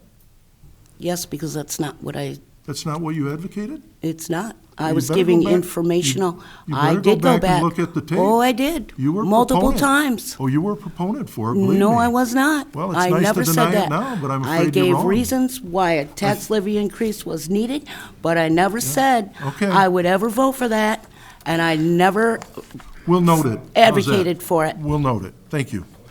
Any other questions or concerns regarding that?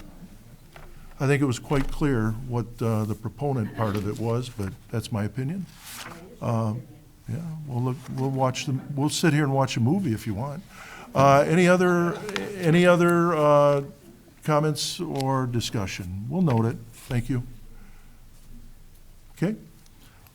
All those in favor of the motion on the floor, please say aye. Aye. And any opposed? Motion passed. Thank you. I think that's why the people are out here this evening. As a matter of fact, all the people came here because of what was being proposed and what was being supported.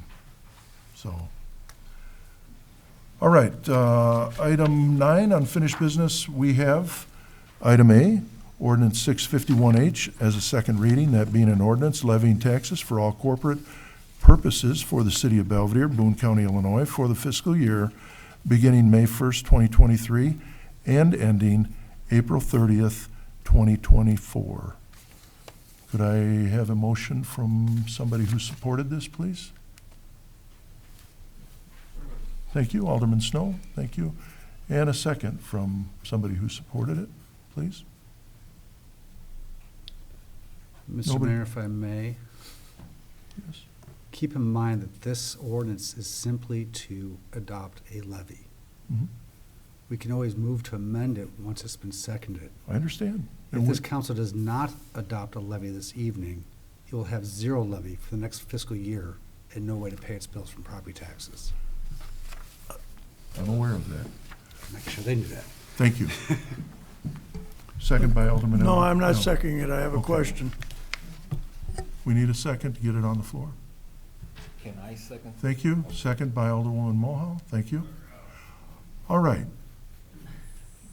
We have a motion on a second on the floor. Alderwoman Graham-Kowski.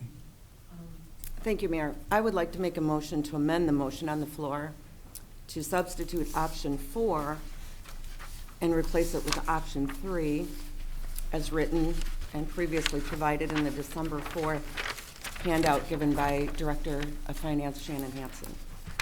I would like to second that if I could, please. Okay, so we have a motion and a second on the floor to amend the motion on the floor, which was option 4, to option 3.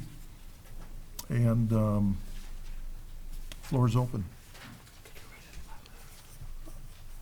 I will. So the amount, the estimated, let's see, the levy amount is percentage-wise, we had 17.33% under option 4, which was a motion on the floor. The amendment is for 6.6% with option 3. And I would ask, before we get too far, if Finance Director Ms. Hansen had anything to add before we get down this path. I just wanted, obviously, when you got here tonight, you had in front of you just a copy of the cover memo and the options that were provided a couple of weeks ago. Just a couple of reminders that we cannot allocate funds as part of the levy. That's part of what we do in the budget process. This is just to determine the amount of the levy tonight, and how we use that will be done during the budget process. And the options are obviously for discussion purposes. It's up to council what you choose to propose. Okay, thank you. And just for the record, option 4, which was the original motion, that levy amount was $7,038,812. And the amended option is for $6,407,498. So, Alderwoman Freeman? So just to be clear, the option that Alderwoman Graham-Kowski just motioned to approve is a 6.6% raise? That's what's on your paper? Yes. From 17.3. Alderman Snow? So just for clarity, when we had the committee meeting and I voted for option 4, I had specifically mentioned it was for the purpose of starting the discussion. And nobody in this council made an effort to change that option until tonight to a lesser amount. Again, that was just to start the conversation. I anticipated that one of the other options would be picked and discussed and clarified. If I had my way at this point, based on the community's outreach, I'd say we go with option 1, which allows the city with no change and the library to get its increase that they need in order to cover their operating. But that would be my choice. Obviously, we need to either vote up or down this option. We have an amendment on the floor, amended option, so any other discussion? Alderwoman Frank? Just so we're clear, option 3 covers fire and police, pensions, and IDA. So it covers our obligations with the 6.6, so that's what I'm comfortable with. Okay. Alderwoman Graham-Kowski?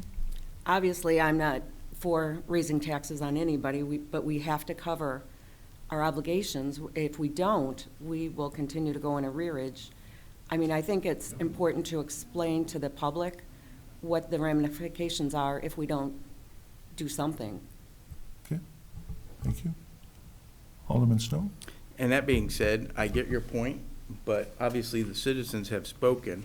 And I think if in the long run, and we don't know what the future holds as we get into the budget and what the dollar amounts are really going to be, we can always tap into reserves and offset that cost. Okay, we have a motion and a second on the floor. Ms. Hanson, what are our reserves and what do we customarily hold? Is it 6 months? We typically have 3 to 3.5 months of reserves. I think I've shared before, we have a little extra right now because we are holding just under $1 million in those ARPA funds that we'll probably pull out before the end of this fiscal year to make up for the shortfall for the ambulance services. But typically, we have historically had 3 to 3.5 months of reserves. Okay, thank you. And our auditors suggest? I think they actually suggest 6 to 9. I think our policy requires no less than 3. Okay, thank you. Alderman Snow? So again, we don't have a crystal ball to really account for all the income that we will potentially get. And as I was reminded by several citizens that called me over the weekend, we have all this income from this new property, these new businesses, and including the cannabis location. We also have the gaming that continuously increases in value. So I'm in favor of option 1. Okay. Alderman McGee? No, thank you, Mayor.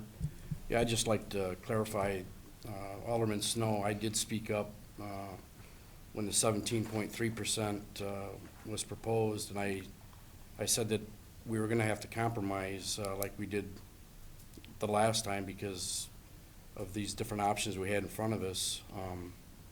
And I was looking at the fire and the police pensions mainly that we're obligated to pay. And I was looking at option number 3 at 6.6% as a compromise, but I did speak up. Okay. Thank you. Alderman Albertini. One of the calls I got, it asked me, with all these new money coming in from these companies we're putting in and the cannabis and stuff, and I explained to him, yeah, that's fine, but the money isn't instant, okay? It'll take time to come to us, okay? And right now we have bills that come due, and like anything, you can't tell them, well, can I gladly pay you Tuesday for a burger today? You need to pay the bill. I understand this. One question that came to me, though, is once all this money starts to come in from these developments and these companies and the cannabis, they asked me, has taxes ever gone down? Or can we ever rely on taxes going down with this money coming in? And I told them I didn't know. I've never seen taxes go down in my life. I says, but I surely would like to know if, with all this money coming in the future, if we ended up with a surplus, would we be considering reducing these people's taxes? So briefly, like Alderman Albertine, I don't think I've ever heard of taxes going down. It is legally possible. Every year, the council decides on, actually, I did hear about one time. There was a municipality that just did not levy one year because they made a mistake and they didn't get a levy that year. So taxes went down that year. They more than doubled the following year because they had to make up for that. But this city has routinely, over the last 10 or 15 years, had years where there was no increase in taxes, which in part leads to some of the problem you run into later on. If you don't raise taxes for 4 or 5 years straight, but your costs keep going up, eventually you have to raise taxes. So that's kind of where the boat that the city council found itself in this year. But certainly, one of the things that the council is charged with doing is looking at all the sources of revenue and then determining, based upon that, what the property tax levy should be. And as those other property taxes start coming in, sales tax levies start coming in, they can make that decision at that time to reduce tax if they wanted to, or at least have no increase. So never have a reduction in taxes? It would all. It's up to you. Oh, okay, we can make. Okay. Thank you very much. Alderman Albertini, in answer to your question, I have never seen, and I've been involved in at least local government since 1993, I've never seen taxes reduced, and that's why I think it's prudent that before you raise them, you are prudent and you're patient, and we're patient about that. Growth is not going to be here in Belvedere. Several of these large companies that are building here, we will not see any revenue, return in revenue on that for now a couple of years, maybe even longer. Same thing with Stellantis. I know that they're talking about building a battery plant and a $100 million investment on a Mopar distribution center, which is a big deal and it's a good thing, but none of those will be actually coming into fruition right away. There will be some retail sales that will be coming in, and I'm proud of that. I think we have done a great job to market the community and to bring sales tax revenue to the city and not burden the taxpayers with growth with residential that we have to provide services for. So I think we're doing the right thing and we have it going the right way. The bottom line is, though, that one of the things that continue to go up is we negotiate contracts with all of our employees, police and fire, and even in an inflated market, a year ago, we were able to negotiate a 3.5%, 3 and 3 for a 4-year contract. So we were much lower than the inflationary rate, and I think there's a lot of reasons for that. One, I think that they enjoy working for a community that supports its police officers and supports policing, and I certainly do.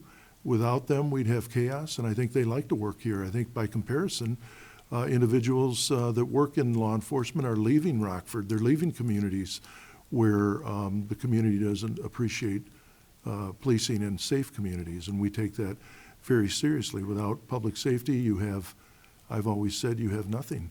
If you don't have safety, then you can put any price tag on that you want. So in order to maintain the pension obligations that we have, I think we have to be prudent with that, and I think we have to be careful, because what can happen is those pile up in a hurry. And the city of Belvedere, a number of years ago, got behind on their pension obligations. You people may understand that the state of Illinois is $300 million behind on their pension obligation for employees. And that's a big burden, and I agree, that's pathetic. But there is no pension reform that I see, at least not this state, willing to do. So they don't want to talk about that. They continue to roll that amount upward. But from the city's perspective, It's something to be considered. We have pension obligations.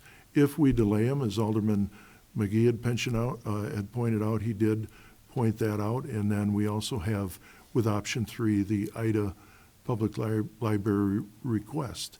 And it's a long way from 17.33%, but it allows us to meet our obligations. And, you know, I will tell you this, whenever some of these projects, developments that we have been successful with, it will put us in a better position to meet those obligations without an increase in the tax levy. We can meet them then without an increase in the tax levy. So it's up to the council. I think you have to be prudent, and I think we also have to understand that we do have obligations to meet. 17.33% was a starting point, and it was never necessary, and I think Alderman McGee did point that out, and I did as well. So let's not get out into the weeds about how we got here. I think we know how we got here. So Alderman Snow? So that being said, you and fellow people that voted against the initial levy could have all made a motion, but nobody did. Just pointing that out. Mayor could have encouraged you to make a motion, but that didn't happen. And the other is, based on the phone calls I've got, a lot of these people are feeling the pinch in the fact that, like during the Great Recession we had, during 2008, 2010, and back then when we couldn't meet payroll and obligations, we furloughed people and we laid off people. Those are all options. Not a happy thing for police, fire, and public works and other people that might have to take a hit on that. But the fact is, there are options that if we can't meet this with option 1. And there were options, Alderman Snow, and you chose to go with the highest option that I had tried to provide transparency to the council. My job is to provide council with choices. It's your choice on whatever you look at. I want to provide transparency. There were 7 options on this sheet. My point was you chose the highest one. So you've reinvented your vote, and you've tried to actually misrepresent Alderman McGee's suggestion that we not do that. So let's take ownership of what we've done, and we'll move on here. We have a motion on the floor to amend, and that motion is to amend from option 4 at 17.33% to option 3 at 6.6%. It's up to the council how you want to vote. Is there any other discussion? We will do a roll call. Alderman Stevens. I would support number 3 because it supports the Ida Public Library and it meets our obligations for the fire and police pensions. We're behind because over the years, the Illinois State Insurance Agent Department comes to the fire department and the police department and gets all their statistics. Then they send in a levy request as to what we're supposed to do. If you do not put that money in or your investments do not cover it, say you don't get that $1,000 this year. Well, next year, the $1,000 is still due, plus the interest. The year after that, it's the $1,000 plus 2 years interest. That's where we've come behind over the years. And the state is gonna one of these days, if you don't catch up, mandate and come in and make you pay it. We're paying it right now to cover this. So option 3 would cover that. Thank you. Alderwoman Freeman, and then Alderman Albertini. Thank you. So, you know, on November 27th, you, the mayor, said our finance director had presented these options to you and you had gone over them before bringing them to council. So we pay our finance director, and at your bequest, we pay her handsomely for her expertise and advice. If option 4 was, as you characterized on December 4th, unfair, misrepresentation, and assault on taxpayers, unprecedented, and on December 11th, characterized it as a vendetta and taking advantage of the taxpayers, then why was it even included as an option in the first place? After all, you know, it was your administration that came up with these options to present? Well, there's a best option and there's a worst option. And I thought that if we provided to the council, which I don't think you were even here, you were absent, you were not here, so you weren't here to see the information or to partake in the discussion, or to partake in the discussion. It's my turn to talk, excuse me. So you weren't here.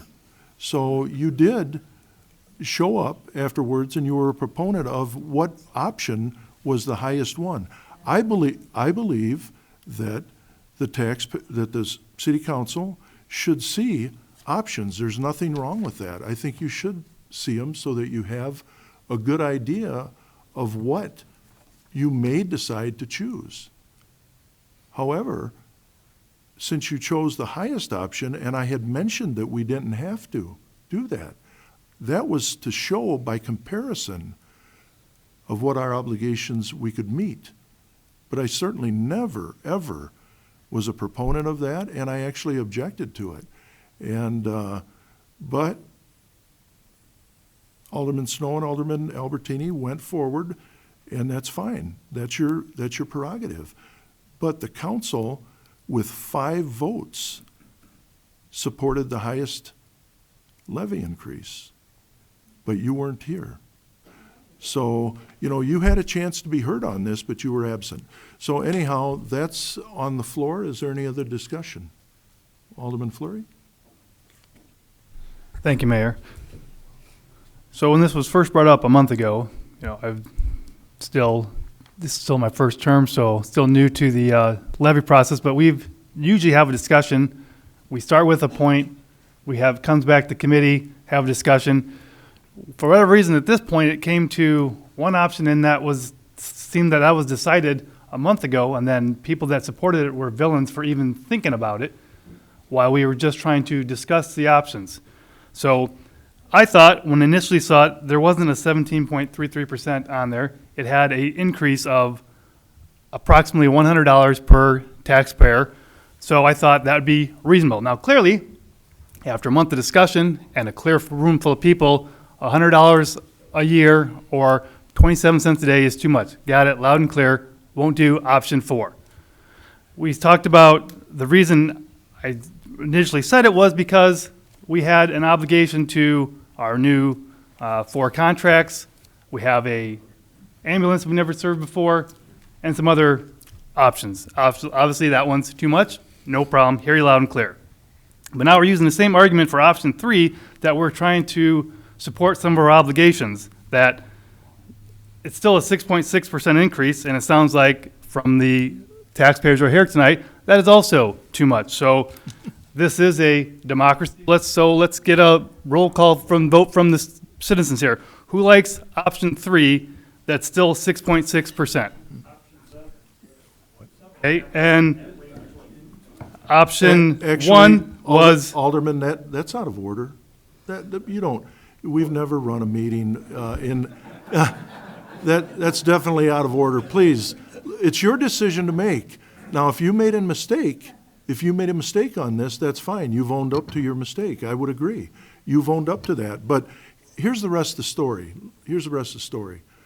So the shortfall that we have, part of it is due because, as the taxpayers know, that we had a lifeline paramedic service that transported our sick citizens. They transported them. They did that for 20 years, and they did it at no charge. Well, obviously, with inflation and the cost of running that business, they were not able to provide that service any longer. So after 20 years, the city, they gave us 6 months notice that they were going to cancel it. Well, we certainly have to provide our residents. We're not going to provide residents ambulance service for those when you need it, for you or your loved one or mine either. So we have an outstanding budget right now, but we also have not received our Medicare and Medicaid payments that are going to be coming in. So this shortfall we are going to have revenue to cover that shortfall that you had mentioned. So but the motion on the floor is still the same. The motion and second. And for you to try and, again, change what you had supported by, by claiming that you want others to make a decision for you, I think is disingenuous. We're all here to I'm make. sorry, I still have the Excuse me. floor. No, you didn't yield the Excuse floor me? to me. Excuse me? No, you didn't We're yield the floor. You gave me the option to talk, and the Robert's Rules of Law said that I had the motion to talk. So if we're gonna start now slandering me too, No, I didn't told you you appreciate were that. I told you were out of order with that conduct for a vote. You can't do that, and you know it. And you know it. That is grandstanding, and you can't, that's what you're elected to do. They come down here, they elected me. They elected every alderman here to represent them. That's what they've chosen to do. You don't give them, you don't pass off your responsibility to them. I'm not passing Let's off my vote. responsibility. Let's vote. Yes, you are. Let's vote. Let's No, vote. I'm not passing off my responsibility. What is it? If you want to talk about grandstanding, when you grandstanded about shouting out 17.33%, making it sound like the scariest thing ever, and people thought their taxes were going up thousands of dollars, when in fact they're going up $100 a year. And I understand you still think that's too much. I understand loud and clear, no problem. We won't do option 4. But to say that I'm grandstanding, I was clearly giving people a chance to talk, just like you waved the flames of fire to keep saying the 17.33, which sounds way scarier than $100. So it's my fault that you voted for it.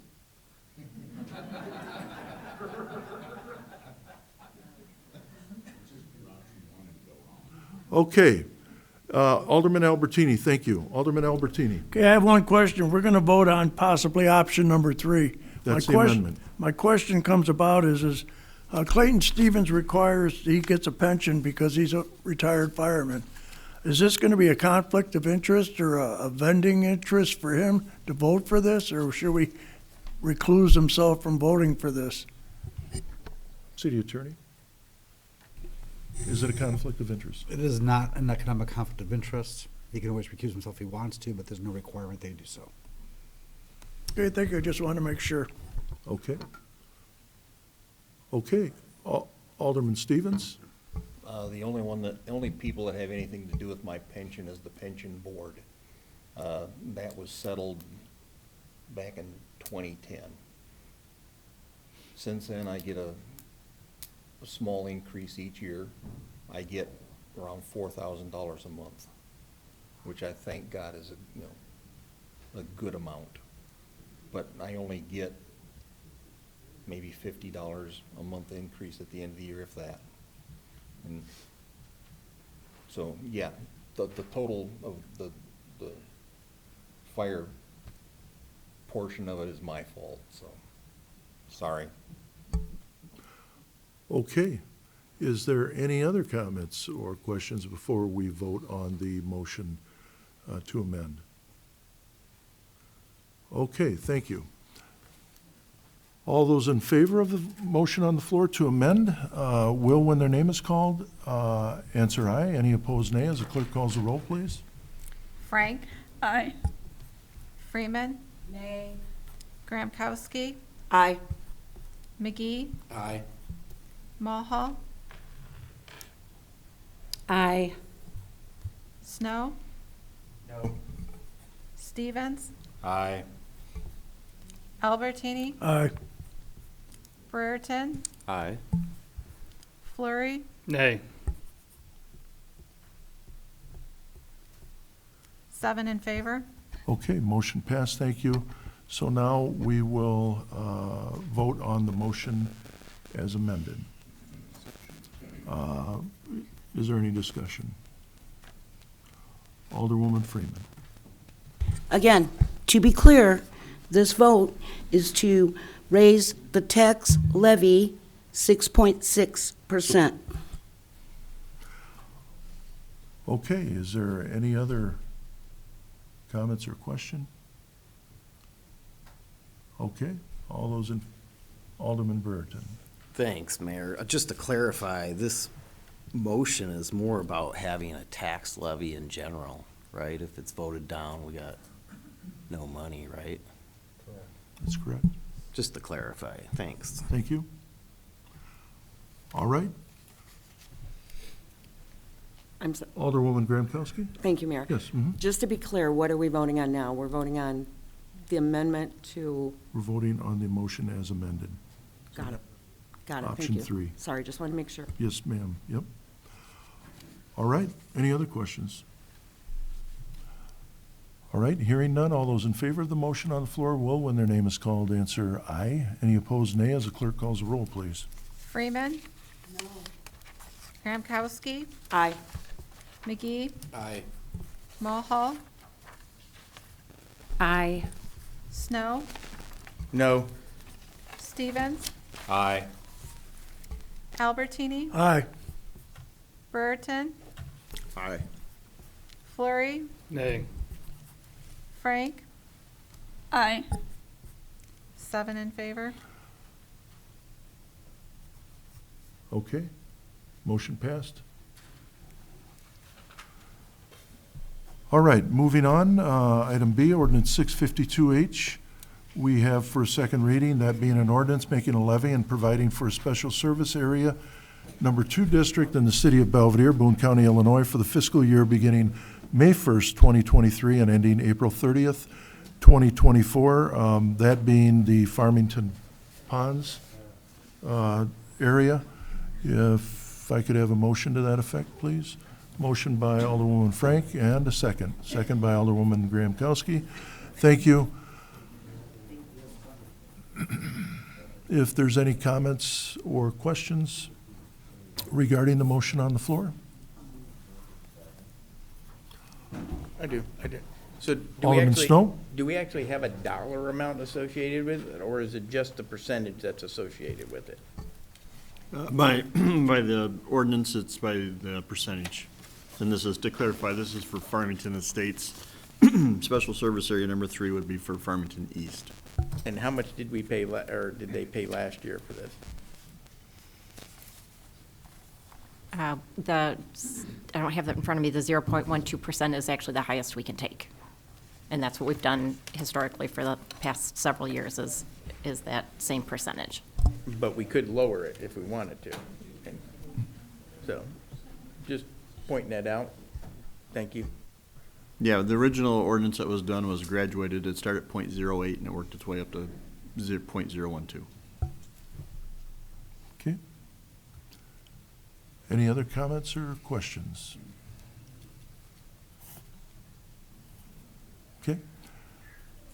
Hearing none, all those in favor of the motion on the floor will, when their name is called, answer aye. Any opposed, nay, as the clerk calls the roll, please. Gramkowski. Aye. McGee. Aye. Mulhall. Aye. Snow. Aye. Stevens. Aye. Albertini. Aye. Brereton. Aye. Flurry. Aye. Frank. Aye. Freeman. Aye. 10 in favor. Motion passed, and item C, ordinance 653H is also for second reading this evening. Excuse me, that being an ordinance making a levy and providing for special area number 3 tax in the city of Belvedere, Boone County, Illinois, for the fiscal year beginning May 1st, 2023, and ending April 30th, 2024, and that's Farmington Estates as well, Director Anderson? Farmington East. Farmington East, thank you.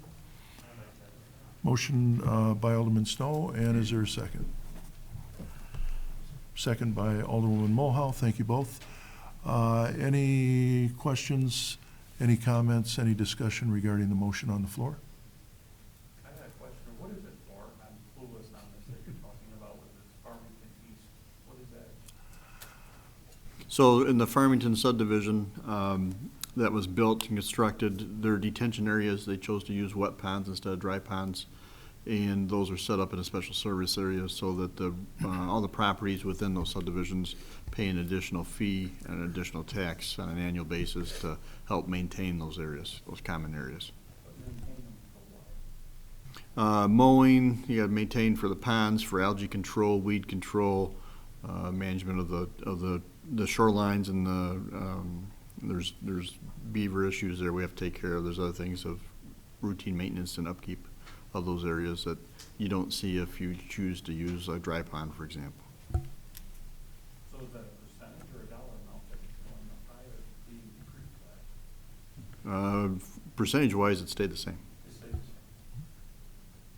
Okay. All right, any questions, any comments, any concerns before we vote? All right, hearing none, all those in favor of the motion on the floor will, when their name is called, answer aye. Any opposed, nay. As the clerk calls the roll, please. McGee, Aye. Mulhall, Aye. Snow, Aye. Stevens, Aye. Albertini, Aye.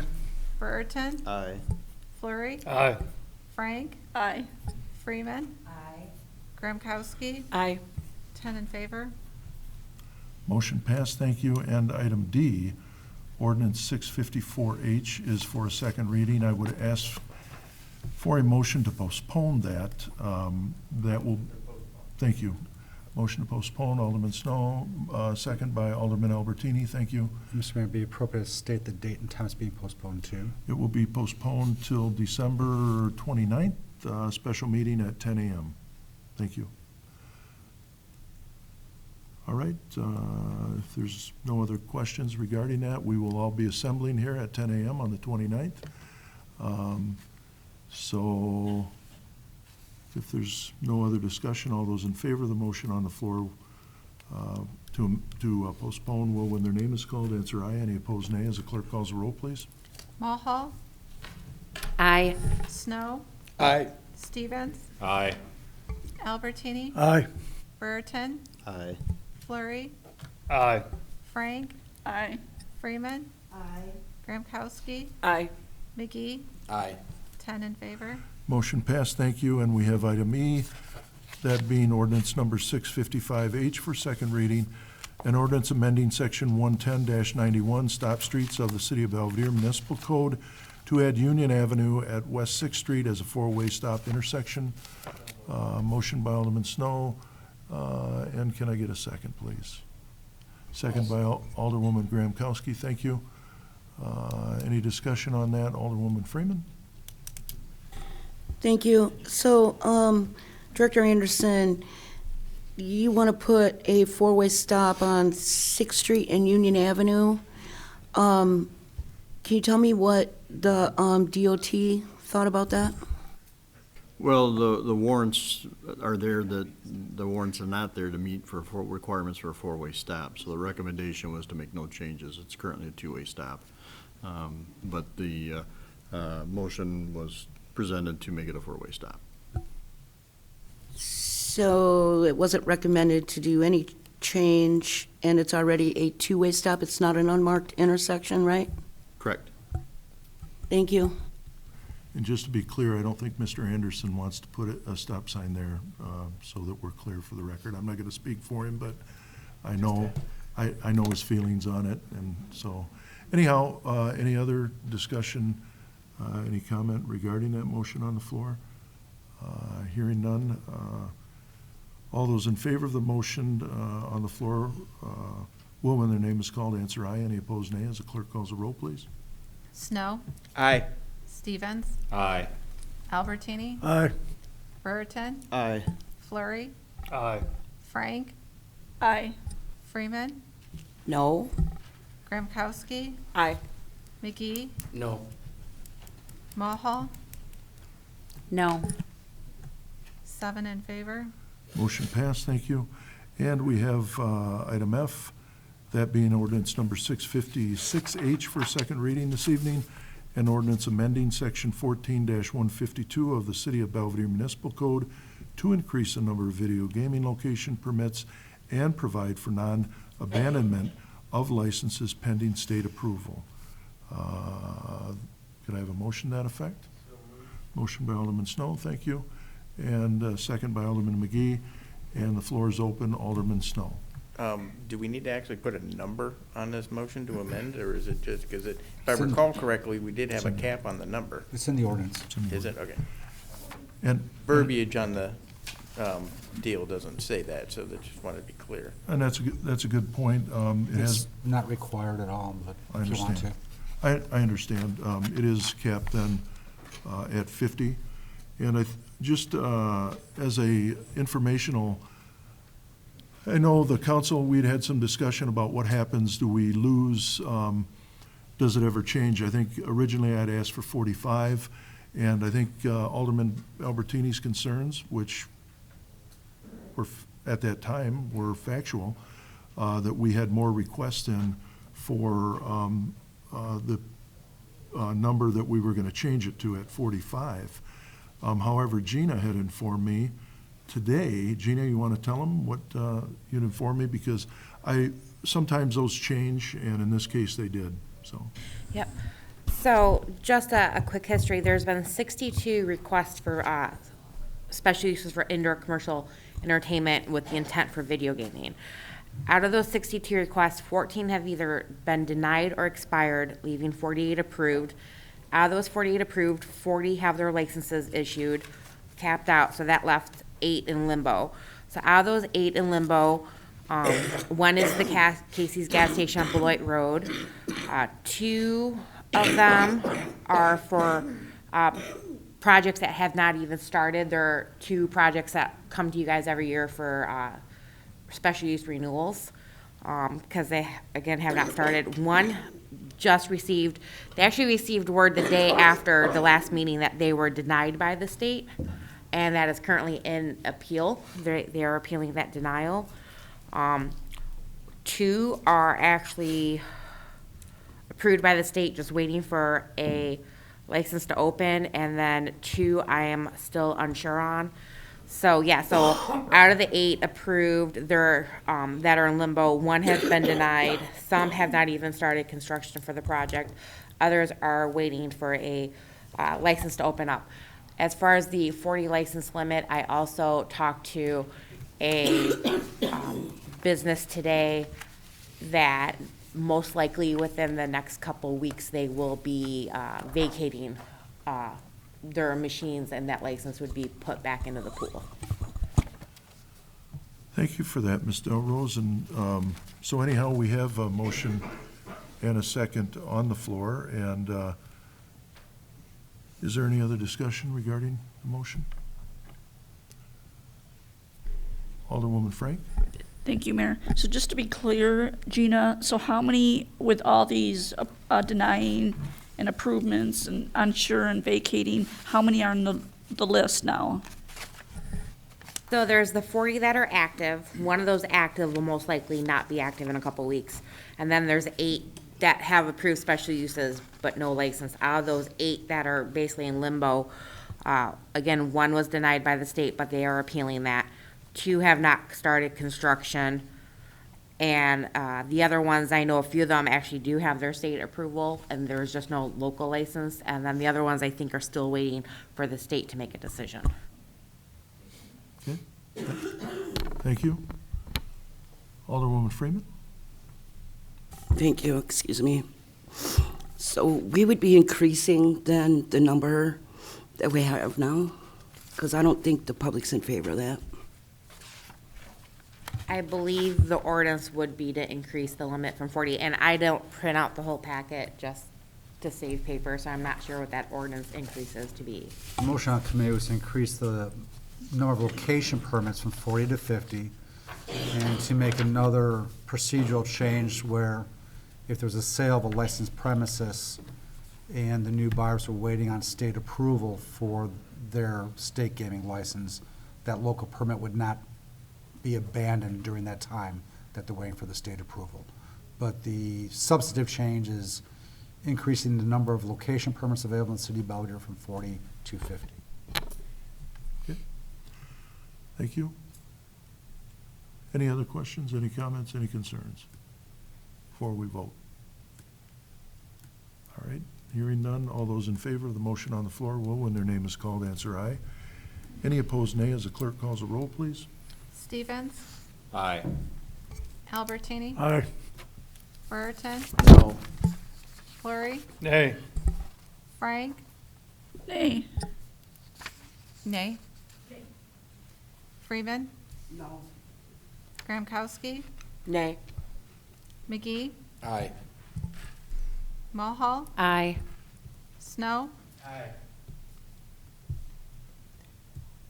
5 in favor. The chair votes aye. Motion passed.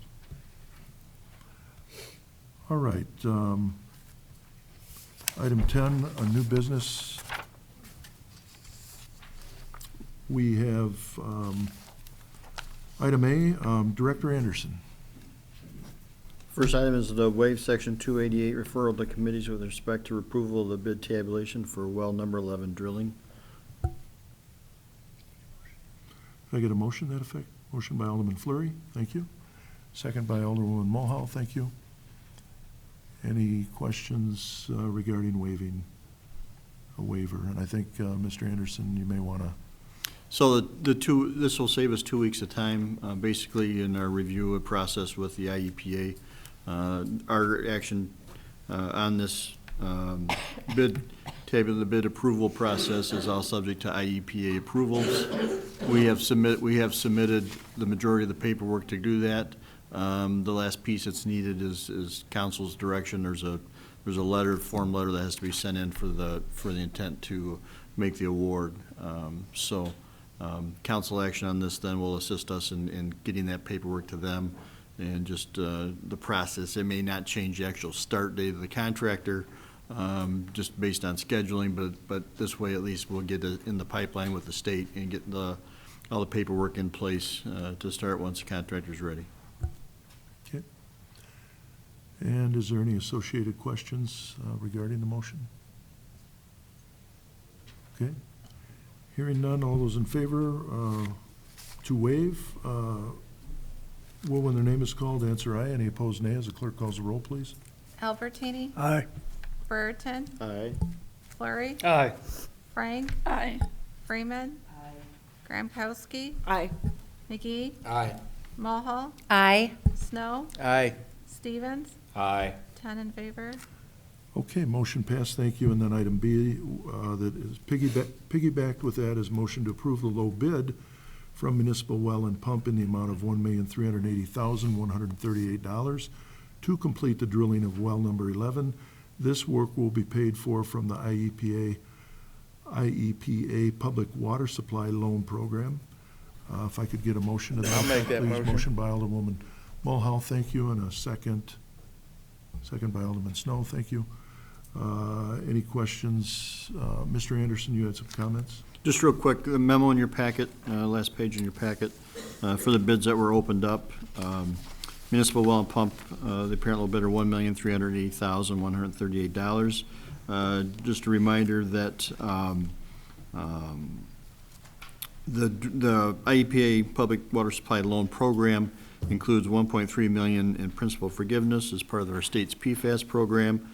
So the remaining balance of that low bid cost would be part of the subject to a regular IEPA low interest loan, and that'll yet to be determined. Those are the paperwork that the state still has to work on for us to get that piece of it done.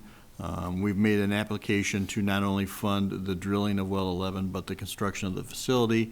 IEPA has indicated that due to the time required to complete the drilling and then complete the facility on top of that, they've requested us to have two parts to that loan, the drilling portion and the facility portion. So this will take care of the drilling portion.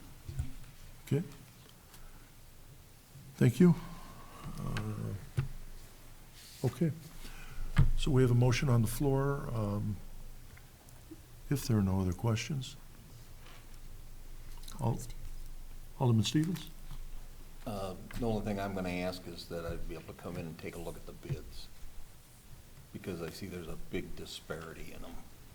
And I'm gonna take a look at them to see what would be in one and not another, so that we have the overages we normally have. Yeah, they all bid on the same bid document, so. Okay. All right. Anybody can see any of those at any time, so feel free. That is the low bid by about $118,000, maybe in a little bit of change, right? Okay. Any other questions? Any other comments? All right. Hearing none, all those in favor of the motion on the floor, when their name is called, answer aye. Any opposed, nay. As the clerk calls the roll, please. Brereton? Aye. Fleury? Aye. Frank? Aye. Freeman? Gramkowski? Aye. McGee? Aye. Mulhall? Aye. Snow? Aye. Stevens? Aye. Albertini? Aye. 10 in favor.